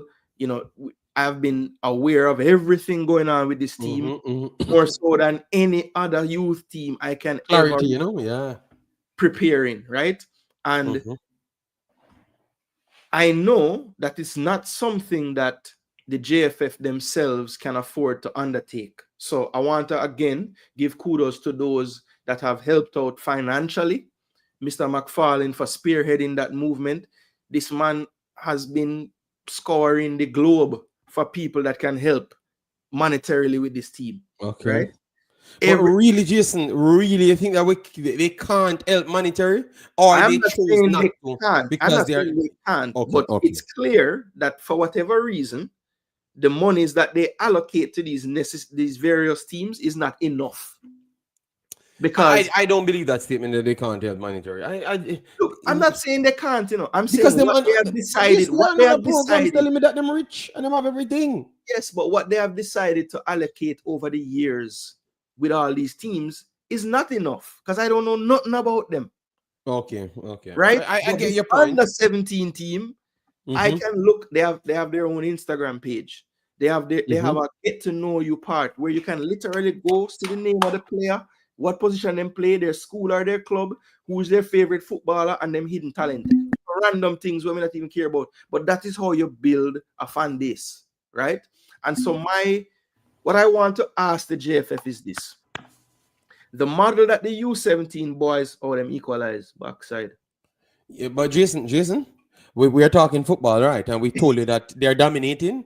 So let we see how long it's going to take. All right, don't choke because that Big is bad, how reality goes. All right, big bad Mane, the don't equalizer. say poor defending, laugh out loud. No, You let guys, us- you guys were just bragging when they scored before and they disallowed that goal. All I mean, right. it was just a good ball to the back post, a good run, and I mean, Who is that? Who is that? Missed the line. Damian Lowe. Jesus no, God. no, no, it wasn't him. Eh? It wasn't him. It Yes, was man. another- Damian Lowe in the 17, right? The Damian Lowe that in the 17. Oh, you mean like Yes, was man. the deepest in the line? Yes, Okay, deepest in the okay. line that kept him on side. It is Damian Lowe, man. It is Damian Lowe. But I'm not saying he's the fault for the goal. I just believe that the communication right there. So he stayed on and kept the player on side. Language. Yes, when barrier. everyone rushed out. Yes. So everyone rushed out and Damian Lowe stayed in behind. I'm not blaming him, Rob Smith. Not blaming him. I'm just saying that communication was the error there because if he had left out with them, it would have been offside. Right, Jason? If he had left out with them, because everybody left him. It would have been tight, because remember the player on the backside that got the header, he was running from a little deeper. So I don't know. I would have to see the replay again. But he was holding the central player on side. But the guy that got the header initially was really a deeper run. So maybe that line wouldn't have even mattered then. But I'd have to see the replay. Okay. Well, I will rewatch it still. Yeah, I will too, because I miss a lot of it. They ain't winning this game though. That's all I do know. It's gonna be they ain't winning this game. It's not gonna be tough. They ain't winning this. They ain't winning. They are going to lose a couple more goals as well. It's 30 minutes. This next team getting 15 chances on them. From my turn it on about 10 minutes ago, is one side, me see the ball upon this side. So. Rob Smith did a brag first, and then you see him go dead silent for 50 minutes. They're killing them. 50 minutes no play yet, man. Stop it. They're killing Jason. 50-minute gone because all the knocking out with him head bust up and stuff that are 10 minutes. True, and that's true. Gone. They're killing them. All right, so really and truly, right? I just wanted to show you guys the difference in how the thing is going, and I want to ask the JFF this: is going forward these youth teams and preparation, because what we always hear when they fail to qualify, boy, if we did ever prepare better, right? So we're seeing evidence now of a team that has been, I think, preparing at the proper level, and when I say that, I mean this. They have met at the Horace Burrell Center numerous times throughout the year. Every time that they meet, anyone that Coach Butler would like to see is makes their way to the center. So we're not having to wait and say, okay, 1 month prior to the tournament, we can get players from the US to come because they can get released. 1 month prior to the tournament, we can get players from wherever they're going to come from, England, Belgium, Holland, wherever, because they're busy. No. The players themselves have bought in. The people that are running the whole program have bought into making sure that the players can arrive and train together throughout the time. So we're not getting, okay, we have 10 that we want to look at now, and they're going to add on to the 20 we've been training with all year. There haven't been any separation of the formation of the team. And I think that's why you're seeing a team. I've watched them play 3 games now in the Torneo del Sol in Mexico. As a matter of fact, I started this program at the time I did because I want to watch the game today as well at 1:30. And I can tell you, it's not like I'm watching Man City, Barcelona, Real Madrid. It's not the greatest team in the world. But what I can tell you is you can see a clear connection between the players themselves. So they have a striker, Seymour Reed, who is very good running in behind. I don't see them playing the ball to his feet every time. I see them waiting to see him spin, and they put it over. And it's not a long pass or a punt. It's a directed pass to the forward making a run. I see where Kadriano Marsh on one wing likes the ball to feet. So I don't see them playing it over the top to him so often. They're playing. He's shaped like he's going to make the run. He show. They play it to his feet, and he play from there. The other winger does like it in behind. So they're playing. So those little things where you could only get to this level after a bunch of preparation, playing, training, developing, whatever you're going to do, getting those relationships between different players in sync. Yeah. I would just like to ask the JFF, is there a way for this model that they have used to be implemented moving forward? Or is it that it's only going to be if the team is lucky enough to have a parent in it or an administrator in it that is willing to spearhead this movement? What is the way going forward? But that's the problem, Jason, because what you're doing there now. So why is it someone has to come to our rescue? We're private entity, as to what Mr. Speid loved to say. So and we got money, our grants from FIFA, over 5 million. Over a period. We win things added to that. Now we said we have sponsors. We have sponsors from Adidas. We have sponsors from everywhere. Why it takes a little kid, son, mother and father, how much money they can truly have to do all of these stuff? You can't tell me that they have the money, 2 billion Jamaican, 3 billion Jamaican that you are getting to run programs, and you're winning more money as well. Because this story, I need to check this story of the girls, their money was, the girls them cost more than what they earned. Because I know that is not true. I am almost certain that is not true. Even in their statements that they gave me, tell me that it's not true. It tells me that they owed back money and they used the money to clear up that said deal. So I want to see that auditing paper, which for some reason for 2 years now I can't find them. Even the one that Mr. Speid said that we should get 2 years ago, I can't find it. I think, Jason, we have to stand for something and push for them to get involved. Not somebody need to always help. It's always somebody have to help. You understand me? We need you to do your job. What about you doing your job? We are getting money. We are getting money just like every other country, Jason. Jamaica, they just said Jamaica get favored in the program. You remember that program that they talk about that FIFA gave everyone? They just get favored in the program. You can't sell that to other people. So what are we doing? What are we selling to people for people's parents to be taking care of people? That's not nice, man. Players in the national team have to be paying for themselves, and we gloat about Mikel Antonio paying for himself, and we gloat about Bonnie Shaw paying for herself.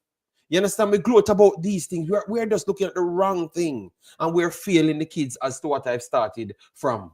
And these are the things. Because big up to the parents, them, because believe me, any medal you guys win, JFF should not get none.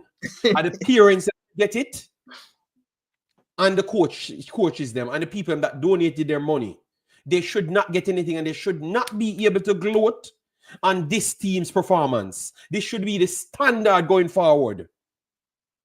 It should be the standard, and it's not people paying for it. The JFF, this is the model going forward. You should fund every single dollar. You're wrong, Jason. Every single dollar, no parent. I think, as I said, the model that they're using is excellent for this because it's working, but I don't think it's sustainable because, as you said, is every single team going to have parents that can do stuff like this? No. So this can't be the way. Jason, I want them to public. I want to get to the people that start this thing to publicly post how much it cost them from the 2-year period. Yeah. So we can see exactly what it is. So we can bring it to the JFF and say, please, the kid them are going to claim to say we don't want the best out of. This is what is required. So even if you're going to, some of them bigger players are from the JFF, the reggae boys, them rich already. I am going to call some of them personally and tell, listen to me, man. This is what the U17s want, you know. So just don't take 2, 3, 4 payments and make them put it to this. Yeah. And believe me, Jason, all of them would agree with that. Me not ask you because I know them. I know that they would agree with it. Billy and Bailey tell you that he would agree with that. Mikel Antonio already agree with these things. You have a lot of people agree with these things. Football guru, you cannot agree. This is the one thing you cannot agree with, brother. It sounds sad, man. You know, because and what we're going to do now, Jason, what we're going to do now is, because this should be the standard going forward, you know. What if they don't win? Which more likely are not going to win, because United States are doing this for 50 years. Mexico doing this for 50 years. They are better. They are better. What we're going to do now, they are not winners, so they are failures. So we're not going to pump nothing more in it. And then let the whole program go down. When really and truly, When really and truly, we need to do this every single year. This should be the standard every single year. Same amount of money pumping in. All the young youths in Jamaica get the feel of going to foreign, get used to certain conditions. So when them get by for go to Belgium, they can know about living in house and stop telling me about coal. Yeah, they need these things, brother. Come on, man. Guru, you cannot beat me on that. You have to agree. Yeah, because I see Guru's comments here. You know, he's saying food and lodging are the biggest expense. I remember they got a big payout, so he believes that the girls did cost more than they earned, right? And he says the JFF and government spend more money on the national team than sponsors. I don't know if that's true for this U17. I like JD said. That's not true for U17 because they told you that Guru. So you can't agree with this Guru when them tell you that. When they come to camp, especially in Jamaica, the JFF bear the cost. Well, I can tell you that a lot of the costs of these camps in this U17, the people in charge of spearheading the fundraising movement, they have done an excellent job of getting sponsors. Yes, big up to them, man. Big up to them, man. So like we're talking from meals to everything when they have these camps. The JFF is, yes, I'm sure they're spending something, Guru. But when you factor in what they're spending compared to what is being sponsored and what is being fundraised, it's weighted more. But Jason, are they spending anything at all? Because remember, this, Jason, is not the final Rasta, It's not the final installment. And every time I heard them spoke, they said it's solely based off the other people them doing their thing. Mm-hmm. And they are just selling them, telling them, yes, we're happy what you are doing. So are they spending money? No, I don't believe so. I think that they are going to come on board when they pick the final roster. So I'm not going to give them credit until they can prove to me that they spent money in this, because every time they tell me that they don't spend any money and these guys are doing things on their own. Well, so that's what I learned. And they told me that, What would be a shame, JD, is if they have let the powers that have been doing most of the legwork for this get to this stage, and now when they pick the team, the man can't pick him team.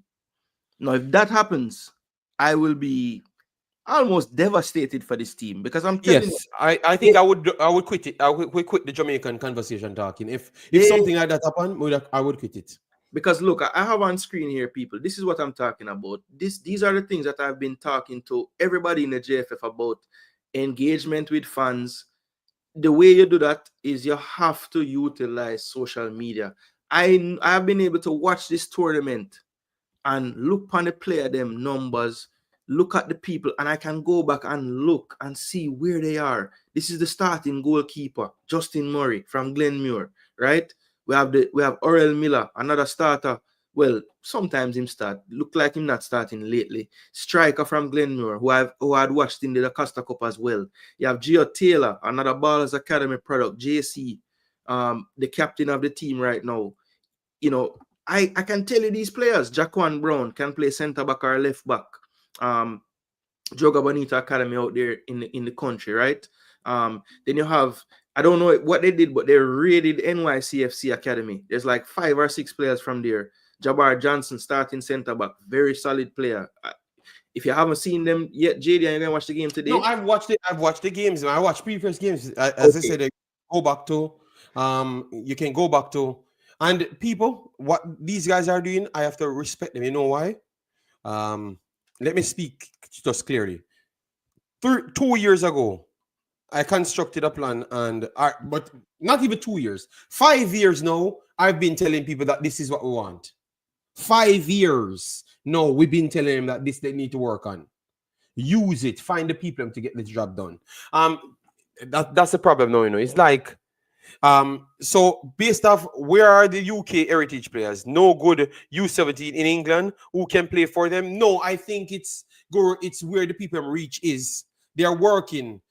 If the man them do things on their own, Guru, it's hard for them to get everything done. You have U17 players that could have joined this squad, I think, but it's just not easy for them to get everything done. Because you have to get people family, you have to convince them to come and play, Guru. Because I have like 2 people that I know that could have come, but based on the time when I know about them, I am not sure if they want to integrate them at this point to mix up everything. And I would say it's fair because you have like 3 weeks, less than 3 weeks left, Jason. It's the 9 today. So less than 2.5 so weeks. it's I think the first match is the February? 7th. I think Jamaica's first match is like the 9th. So 3 weeks. Yeah. You have to be there a week before. Yes. A week before, so 3 weeks. So Guru, the next 2 players that we kind of I'm not going to say we because I was not involved in calling anybody. You have other people that's doing great work like Devon Porter and those guys. No, you don't rate Devon Porter, but believe me, I can tell you that a lot of players, when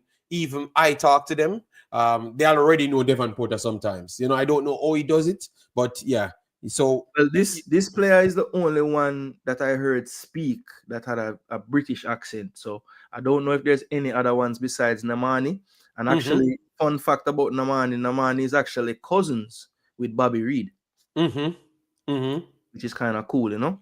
But you had other players though. You had other players in England.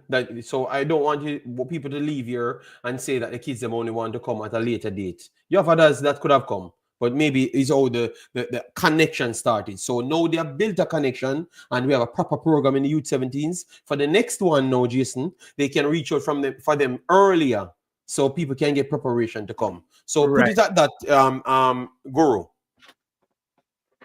Yeah. I think I think you're right in the timeline and time frame needs to be right for a lot of these players that are so far away. It's one of the reasons why for the bulk of the time in these youth teams for Jamaica, most of the diaspora players would come from the US and Canada just due to proximity. And I think because of the, sad to say, lack of preparation on the side of the federation, knowing that the time cycle in their mind needs to be much longer. So if you want a qualification in February 2025, you need to start to reach out to these players, I would say 2.5 years before, so that they can kind of start to figure out, how is it going to look? How realistic is it for us to come to every camp that you keep? Is that something you can do? Like all of these things need to be worked out well in advance, So hopefully they're starting to look with a, put that telescope on and look further into the future, because the earlier you can get these age groups at least knowing about the possibility, the better chance you have of them being able to commit to something like that. And I saw the Guru saying those things, but Guru, let me add to what Jason just said. And Jason know this for a fact, because certain things we can't come public and say names of players, but that's why I say the JFF has to get involved. They have to call these people's parents, talk to them properly, put a structural plan for them. Because when we're talking to them, Guru, they feel left out, getting called for big clubs, but yet still Jamaica. And we normal people have to be getting to them and trying to convince them to approach the people that should have had the plan and to talk to their parents. You get me? They can't call and say, oh, I saw a YouTuber that's trying to get players to play for Jamaica. You can't sell that narrative, Jason. That don't make no sense. You get me? That don't make no sense. You have to go there. So you have to get up. And this, what is showing me right here for the U17s, Jamaica now get up and try involve themselves. That the JFF now try get up and involve themselves to embrace these players. So some of these players might still not leave, might still leave here and not sure about the JFF, but they are sure about the people that put them on. You understand me? I want them to have a better understanding, and that is the biggest problem. Because when I talk to them, Guru, I can tell you, man saying that, bro, JFF don't contact me, so I don't know why I'm going to do papers. You get me? And I told them, yes. Why are you going to do papers? Because you don't know what the plan for the coach and all of those stuff. So I think what you're saying just is true. See the other English kid here, I forgot about us. He's at Tottenham now. So, Tottenham. Yeah, he's the other one that I've seen. Him and Namani. I've heard them speak, so I just assume they, reside in England. But yeah, again, just and you see the outreach with former players. You saw them talking to Fitzroy. Yeah, man, I love that. I love that. This to me is a blueprint, and I know we need to figure out a way to have it more in conjunction with the JFF, because as you are saying, and rightly so, yeah, man, it don't look good. It used to be too much of outside stuff going on. The federation, I wish they could look and say, look at what we've done. I wish they had been a part of this whole thing more, you know, because I think it would shed a good light on everything, really and truly, just their ability to showcase, use social media to advance whatever they're trying to do. So this to me needs to be studied and looked at. Not to cut your point again, what I've just explained to you, know. Remember when the girls them qualified or won their thing, and the problem in the award thing, like when they were in the house and like him come and take credit for the thing, and all the girls them felt. You realize that we actually embed these things. Yeah. In the players' their mind, because it's happening in front of our eye. I don't believe you, JD. Anybody with Jamaica's best interest won't tell young players negative things about Jamaica. But I've not said I told the guy negative thing. Just know that for a fact, and I never hid. The guy said, or one of the players said that, and I said, I cannot tell you anything otherwise. What I did, Guru, is to reach out to your people, and beg them to contact the players because this is what the player is saying, this is how good the player is, and the player is ready. So I did do all the positive things, Guru. So, and your friends can tell you that it's a fact, because that's how they contacted the player. All right, so don't bother with it, Guru, because your boss that you always praise can tell you that is a fact. All right, yes, and just know that is a fact as well, because I showed him the proof as well. We're trying to say, Guru, is we have to improve the way how we deal with situations. It's not everybody we can just bad up and boxing and them head back. You understand me, Jason? That's all I'm saying, you know, and then nothing else. So why you want we just bad up everybody and them have to run into us? No, man, we have to try and change that cycle going forward. That's all I'm saying. I know that sometimes you might not sell the same tea with me, but I'm telling you, people speak to me, and because sometimes they just believe that you guys don't respect them or want to give them like the worldwide respect. I honestly believe that always. But I love what they're doing for the U17. So big up U17s. Yeah, and I just wanted to point them out, and then just finally talk about the U20 Girlz and what I deem to be the difference in how marketing for a team should be done and how I saw it done for this U20 Girlz team. Now, I tried to reach out to some folks in the JFF and just get a full list of the players that went to this tournament, where they play currently, all those things. And it was like, you think I was asking for a loan of $10 million. I don't know why it was so hard to produce a sheet of paper with the people them names and where they found them, where they play. It was so hard to do, JD. And I'm saying to myself, I didn't have to reach out to anyone for the research for the U17. It's there. You just go to the people them thing, and it can you say I found information I didn't even need.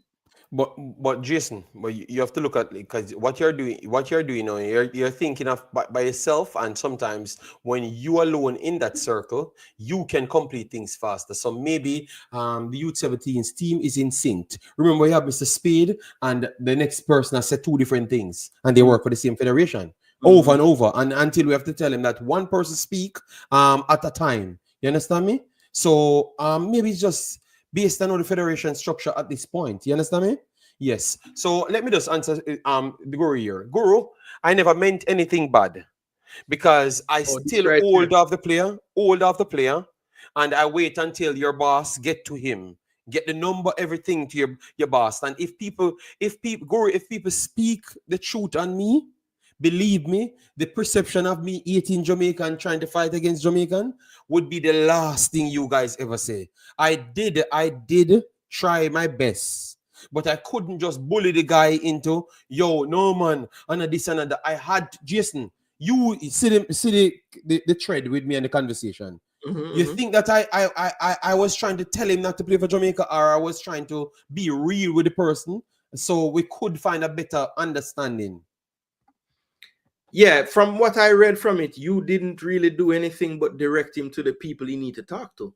You didn't really, you know what I'm saying? Like, he's making it seem like you were like making a case or a case against or anything. Like, yeah, no, because he must say true. I said to him, I agree with you. No, I'm just agreeing with the sentiments that people should reach out to him so he can get a structured plan. He can feel a part of it, even if he doesn't get called today. So it looks like Guru would prefer if you said, listen, they yes, I understand they don't reach out to you, but you have to understand how it works here. We don't really have a recruitment policy and blah blah blah. But why should we have to do that, Guru? We should just be able to say, here's a email address or a phone number for the recruiter in your territory, but we can't do that. So we have to figure out a different way to do it. But if there was actually policies in place, Guru, half of this stuff we wouldn't even be talking about, because the players, we would know what players are interested, because there is a framework to go look at and see which players have reached out. But we don't have that. So without that, we have to find out kind of mad ways to get the players to the right people. And it's so because there's no way set in stone to do it, it lends itself to the people that are coming in being even more heavily scrutinized. That's what you guys don't even realize, because guess what? You just take my word that I think a player good. When if there was a framework in place, it wouldn't be a word against word thing. It would just be the framework, and the right people would be evaluating to then make their decision. But the way it is now, if I don't agree with Devon Porter or him analyze talent, then I might think everybody he's getting is a bug. Jesus God. Yo, yeah, that's why I'm gonna like talk some things. You know when Travis said, JD, all of a sudden you and me and Leon is no friend, brother. Just relax, no man. Jason, I don't know why you bring me over here to set me up. With Travis. No, honestly, look, I just want to say as well, Travis, Guru, all of you guys, I really appreciate how the comments them stay today, because a lot of times it goes way too far to the left, and I don't think we need to be cussing each other, people. We can disagree and have big man conversation. So I really appreciate how the comments are flow today. Nobody no call, nobody no name, and that is good. I really appreciate that. Everyone in the comment section, I appreciate it. And Travis, me and Bailey and Antonio, nobody is not a friend. All right, I am just trying to help where I can based on the work that we did. So what you should take from this conversation, that our work is impactful. So that people reached out to us to say that maybe we have a possible chance of getting them to achieve something for Jamaica. So why you don't look? You are telling me to look at the positives always, but they don't look at the positives, Jason, because that's what they should have looked at, to say that See my baller, yeah? I am doing so much work. I am getting reached out by people to help Jamaica. That's how they should look at it as, So that's the girl that you told me about, defender. Yeah, Jaylee McPherson. I'm telling you, people, if you didn't watch this tournament, this girl Jaylee, let me look up. Yeah, J-A-I. I try to take my ball, I don't know whose baller it is, but I just think she's a good baller. You know what I'm saying? Jason, Jamaica is small time. It take every one of us. We can't afford a recruiting agency. Last time we know about a few UK17. This time, nothing. They're only looking at American academy players. Yeah, look, I'm not saying we need an agency, Guru. That's the thing, you guys just go to this extreme thing. I'm saying you can, even Speid last night, I don't even know if he was ready to tell the public this, but he said that they are working on a memorandum of understanding with an entity that will be on the ground in England to help recruit. So I'm not saying it needs to be as robust as Real Madrid sending people to every continent, Guru. I'm just saying we can do more than we are doing. We can do more than we are doing. That is, come on. You must realize that we can do more than we're doing. And it doesn't necessarily have to be at this extravagant expense either. Right? True. So I get what you're saying, Guru. I know we can't afford to have a world-class agency, but that's not what I'm asking for. Laban, yes, he should play. I'm not certain if he's gonna start, but I think he came on the other day because they were trying to close. I think they were trying to close their midfield a lot more, because I told them they had 60s problems. That's Petersburg. So I think he will play today, maybe in a striker role though, rather than the wing forward role. Yeah, it's a good game to watch him in. And remember, Everton was the team that wanted to buy him. So wait, FA Cup game start today? yes. Oh, wow. Petersburg playing Everton. So it's That a was good. It's the a story good. with the first one. Today is his audition, you know, because remember they wanted to buy him the last time, you know. Oh, Yes, see, so they fired Sean Dyche, really? Wow. If that's true, that's wow. well, they have their game playing, so that is the most important thing. So they have the players. The players have to go on the field, you know, That is and true. they can't lose to which I think Petersburg is a solid team, but Everton should still have the edge. Petersburg is not in the best form. They're scoring goals, you know, so they can score goals on Everton here, but I just believe that they're not strong enough to concede. They might concede 3. Yes, they might concede. So even if they score 2 goals, still expect them to lose 4-2 because they are doing the same thing. I think they're scoring the most goals in the whole league one. You know, I think. Yeah, if it's not them, is Wrexham because the two of them are scoring enough goals. I actually think they might have more goals than Wrexham in it. So Wrexham scored 37 goals. Barnes they scored 39 goals as well. Wickham scored 50 goals. Oh my god. That's the team. Wickham scored 50 goals. Yeah. And Petersburg scored 41 goals. Okay, so they scored 41, but they conceded 46. So they are actually scoring the second most goals. Wow. Yes, they're scoring goals. They just can't stop conceding damn goals. They scored 41, conceded 46. Yes, JJ. Yes. I just believe that we have to just wait and see how they work on things. And we have to give credit. They did reach out to him. After.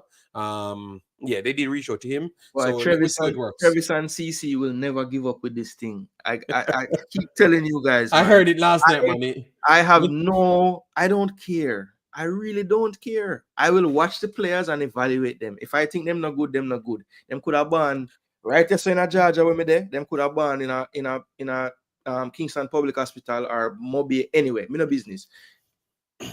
I don't know. I don't know how many more times I have to say this, but actions will speak louder. So I will just continue to make content. And if you guys really level that type of stuff at me personally, then you're just not listening to me. Simple. Look, no, I think Travis is beating me, Jason. But I told Travis that give me a little time for me to study because I came back from vacation, so I'm not really in sync with everything. So because he was telling me last night, all of the team is overseas players, and I'm saying, Travis, even some of the overseas players them born in Jamaica. So based on the list that I've gotten, so just give me a chance until we see the final installment because it makes sense to be more overseas people. Jason, you get me? Fair enough, CC. Fair enough. You say a Travis fight, so don't put in it. All right, no problem. So, but you should look at it this way then. It's fair enough for them to have more overseas people in it because it is being funded by those people, and it's not necessarily directly from the JFF.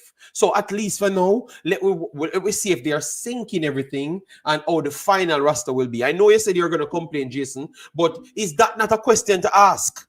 If they are not funding it and maybe they have their set of players coming in, you don't think you could have a clash like? Well, here's the reason why I have hope for this final selection. I believe that the coach that's there, Mr. Butler, Mr. Ultimate Butler, I believe he actually has a good relationship with the JFF.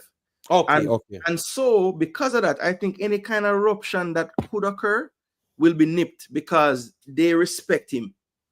And I think a lot of times that plays a part in it, right? I think he'll garner more respect than, say, a Jerome Waite would. Okay. So you don't expect to see any clash when it ends up because remember that the similar thing with U20s, you know. Yeah. You had players that's producing passports. People told me that their passport ain't ready. Then I'm seeing them with their passport.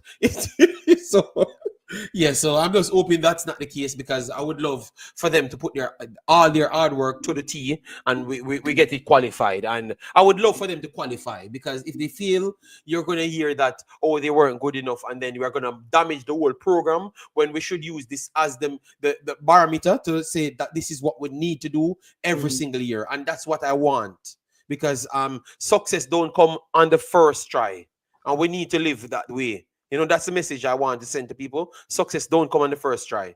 So not because you say we have El Salvador, we have to qualify. Look at them. You hear them something, Jason?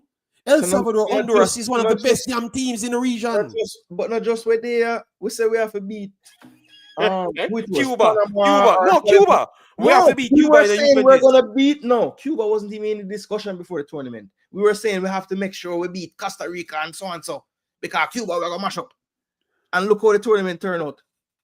Yeah, so and that's where my argument always stays, Jason, where I'm saying you cannot be putting these eye meters on people that just starts, because what you do now, you pile pressure on the players, them you mash up things that maybe need more time to build. You understand me? Because you just want everything now. So when we started this conversation, we started up with Travis talking about and you said they want to win today. You understand me? So the win now mentality need to stop. We need to talk about progression and learning the sport rather than win now. You know? We started the conversation and we're going to end the conversation there. We need to stop this win now mentality rather than stabling the ship, and they're steadying the ship properly so that we give them credit. So even if they don't pass through Costa Rica, El Salvador, stop these madness. El Salvador, them have to qualify. Stop, please. Don't disrespect the kids, them, man. Give them a chance. If they put up a good fight and El Salvador still win the game, I am championing them.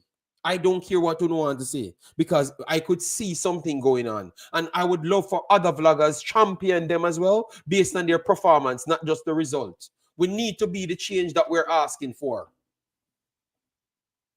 Yeah, so before we go with people, I'm just going to show you guys this real quick in case you didn't know how this thing ended up and what's going on. As soon as this show is over, about 24 minutes from now, I'll be giving Damian Lowe and his side a break, and I'm going to watch this U17, but I want to show you guys on the screen real quick where is it here? Where is Rob Smith? We don't see Rob. Oh, he's there. Oh, man, he's real quiet. Robert taking in the football, man. No, he was hyping. No. You have to call it as it is yesterday. He was hyping. Whatever it is. You know, because I don't even want to misspell that word, mispronounce that word, you know, because at Jamaica we're talking about. I don't get why this is not showing up, but I was just trying to show the top 8 in the competition. But Jamaica finished, I believe it was 5th out of the teams trying to make the top 8 for the quarterfinals.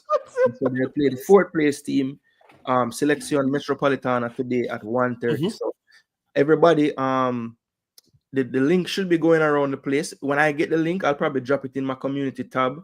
So if you guys need to find a link, but basically Liga TDP is the competition, and on their Facebook page they have been showing the live stream. So yeah, if you have been watching already, it should be on the same platform you've been seeing it, and if not, just look out for it, and I will put the link out somewhere and share it around. Hopefully it gets around to everyone. But JD, I just want to say respect again. Yeah, man. People, see me back for now, I'm gonna take some rest. I'm tired, from the other day, I'm stressed out. My body I get too big, I need to more exercise. I'm not getting fat, people. Don't follow Owen. I saw a picture. Don't follow Owen. I have two questions. Jason, I have on 4 shirt. I have on 4 shirt. My first question. 4 shirt. How short was your damn Christmas tree? Because you look like Wemby next to your tree. No, my Christmas tree was like 6'2", 6'3", and I barely reach in between that 6'1" part. It just shows that I'm 6'1" and not 5'5", because you were trying to sell narrative. I don't know if it was the angle or how you had it, but no, I am not no 6'2". You know why? I truly don't know my height, I need to meet you and others that said they're 6'2", to know my true height. You know why? When I met my virgin that played in the Premier League, what is the in the championship, Ian Redan? Ian Redan listed as 6'2", and when me and him take the picture, I am on the same height as him. So I'm saying, is it that he's getting older? Why I'm looking like the same height? So people, I am sure that I'm over 5'7". Blood, I am sure that I'm over 5'7". That's one thing you do know. You can't put me in the shot, man. Them did I say you're right with the average Jamaican height? Yes, bro. I am over 5'7", and I proved it with my Christmas tree. All right. See, Mr. Webster, see what me I pre there. 5 foot. 5 tree. foot Christmas tree. What? You know what? I will stop that. I'm gonna get the tape measure. Make my kid take the picture, and I put it to the top of the Christmas tree from the bottom. Make sure you go out there, and I put it to the top, and you're gonna see the height of the Christmas tree, blood, and then the argument done. All right. I am going to do that, guys. So give me a day. So tomorrow Friday, give me Saturday morning. I am posting that video. End all conversation. I don't have a link yet, Boss Thomas. Like I said, I will, as soon as I get it, I will probably throw it in the community tab and start share it around. And I'm sure you'll find it around the place. I thought we stopped growing at certain age. Let me get my food now. The food over Belgium, you know, it have some growth. Yeah, the food. Go on, GMO. I think the food in England better. Me gonna go eat some food myself. So people, again, respect for the strength. Thanks for being here. Make sure you smash that like button. Comment underneath the video as well if there's anything. What I know, King Rib. Why I love King Ribs. People, I just bought ribs on potato. Yes, because my wife, after work, I have to deal with the kid, so I can't really cook, you know. So people just bear with me. That's my life in Belgium for now. But the rest of the weekend, doing oxtail, doing chicken, doing a lot of things. That's what people. So JD, I don't know, you know, you sound like you need to start create some cooking content, man. What? Why? Because you're always cooking, you know. Yeah, but no normal life. Me not live a normal life. Me I try to show people say I'm more Jamaican than what they think. Yes. Because me buy my food them from different countries for come to Belgium and. Me I got England to buy my seasoning. Man spend all $7 million for hockey and them things. You know? Yes, I'm going to England soon. August to buy my seasoning. I'm gonna get like 25 browning because you can't bring everything over. You know, you can't bring the ackee. I learned that the last time. You only can buy the ackee and post it to your location, but you can't buy the ackee and bring it with you. You never know that. Like you can buy ackee from Jamaica and bring up. I mean, not unless I don't tell them. if they found the ackee in there, it would be a problem. But yeah, okay. Because I learned that the last time they took my ackee out, and I was upset because the ackee was cheap, you know, like maybe £6 per packet, you know, and over here $50, you know. JD, he can't reach out to the JFF. Ooh.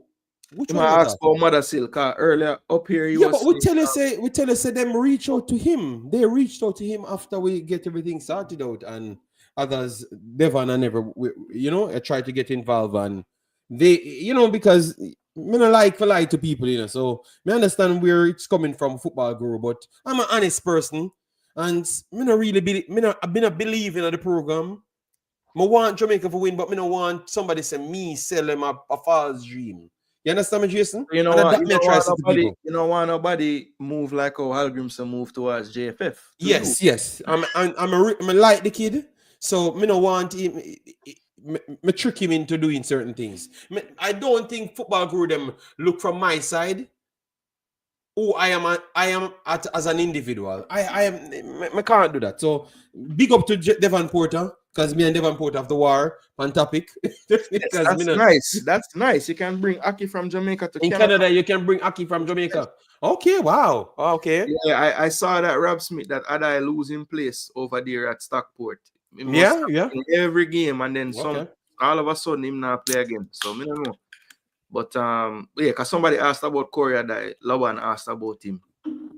Yeah, so people, this was really an all-encompassing video talking about news and stuff, but we will be following again with the players and the tracking and all of that. We'll come with that again soon. So look out for that. That's probably what I'll do next week when I do my Jamaican content. But again, all the people that follow the channel for the EPL stuff, we'll be doing a FA Cup show this week, since that's what's going on. Yeah, man. Yeah, you need to cover those games, especially the last two games for Arsenal. You act like you're not watching.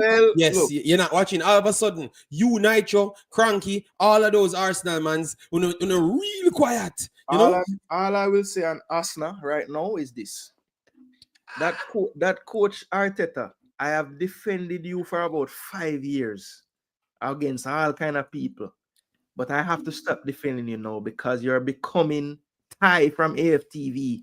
The man telling us about the Carabao Cup ball now.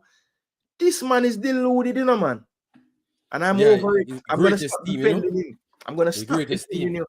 I'm gonna stop defending you because you The don't greatest team you to don't ever work win. my defending no more because some of these things you've been saying. The other day you tell the people they may have 3 trophy and account community shield. Then you talk about we are the best team.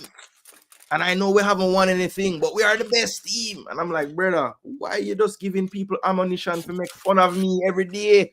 Stop it, no man. Okay, all right. It looked like I never expected you to be so frustrated so fast. Man, Next I'm week coming in. frustrated, man. You have a strong little period coming in the next 5 games, you know. No, look, again, and the thing is, I don't think that people that are saying, boy, we're boring, we're not none. I think they're overdoing that crap. We get whole heap of chance in enough game and just don't finish.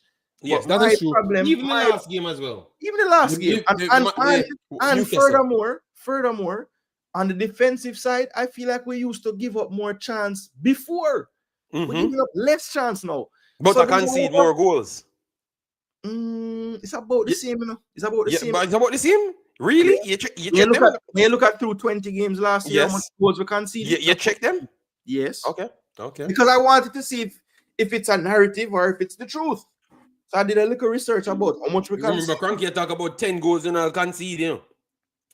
I want to concede I think we concede more goals, man, Jason, man. I think so. Hold on. You know, them say me the Arsenal later, so you know. Somebody earlier in the show, my member CK, who have to big up because he's always there upon the EPL content. Him saying was at work and the man bring up Arsenal, you know, and it took 2 hours and 20 minutes for you to bring it back up. I almost survived. Jeez, I almost got to the end. Anyway, people, again, I want everybody in the comment section, big up JD and thank him for joining the show today. Everybody on your way out, please smash the like button as I said before. And remember, keep the conversation going in the comments because I'm sure a lot of the topics touched today will have people wanting to ask questions or give their comment. All right, so keep the conversation flowing there. And remember, please do subscribe if you are brand new to the channel. We want to get the subscribers boosting up again.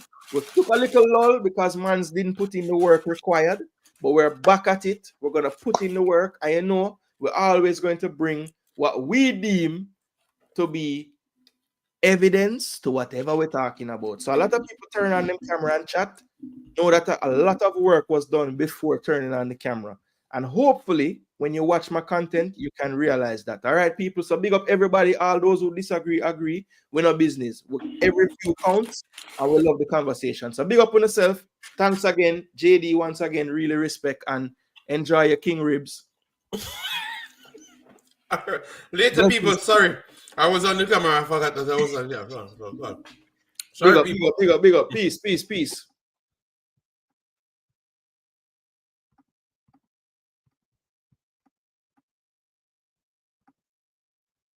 Thanks again, people. Bless.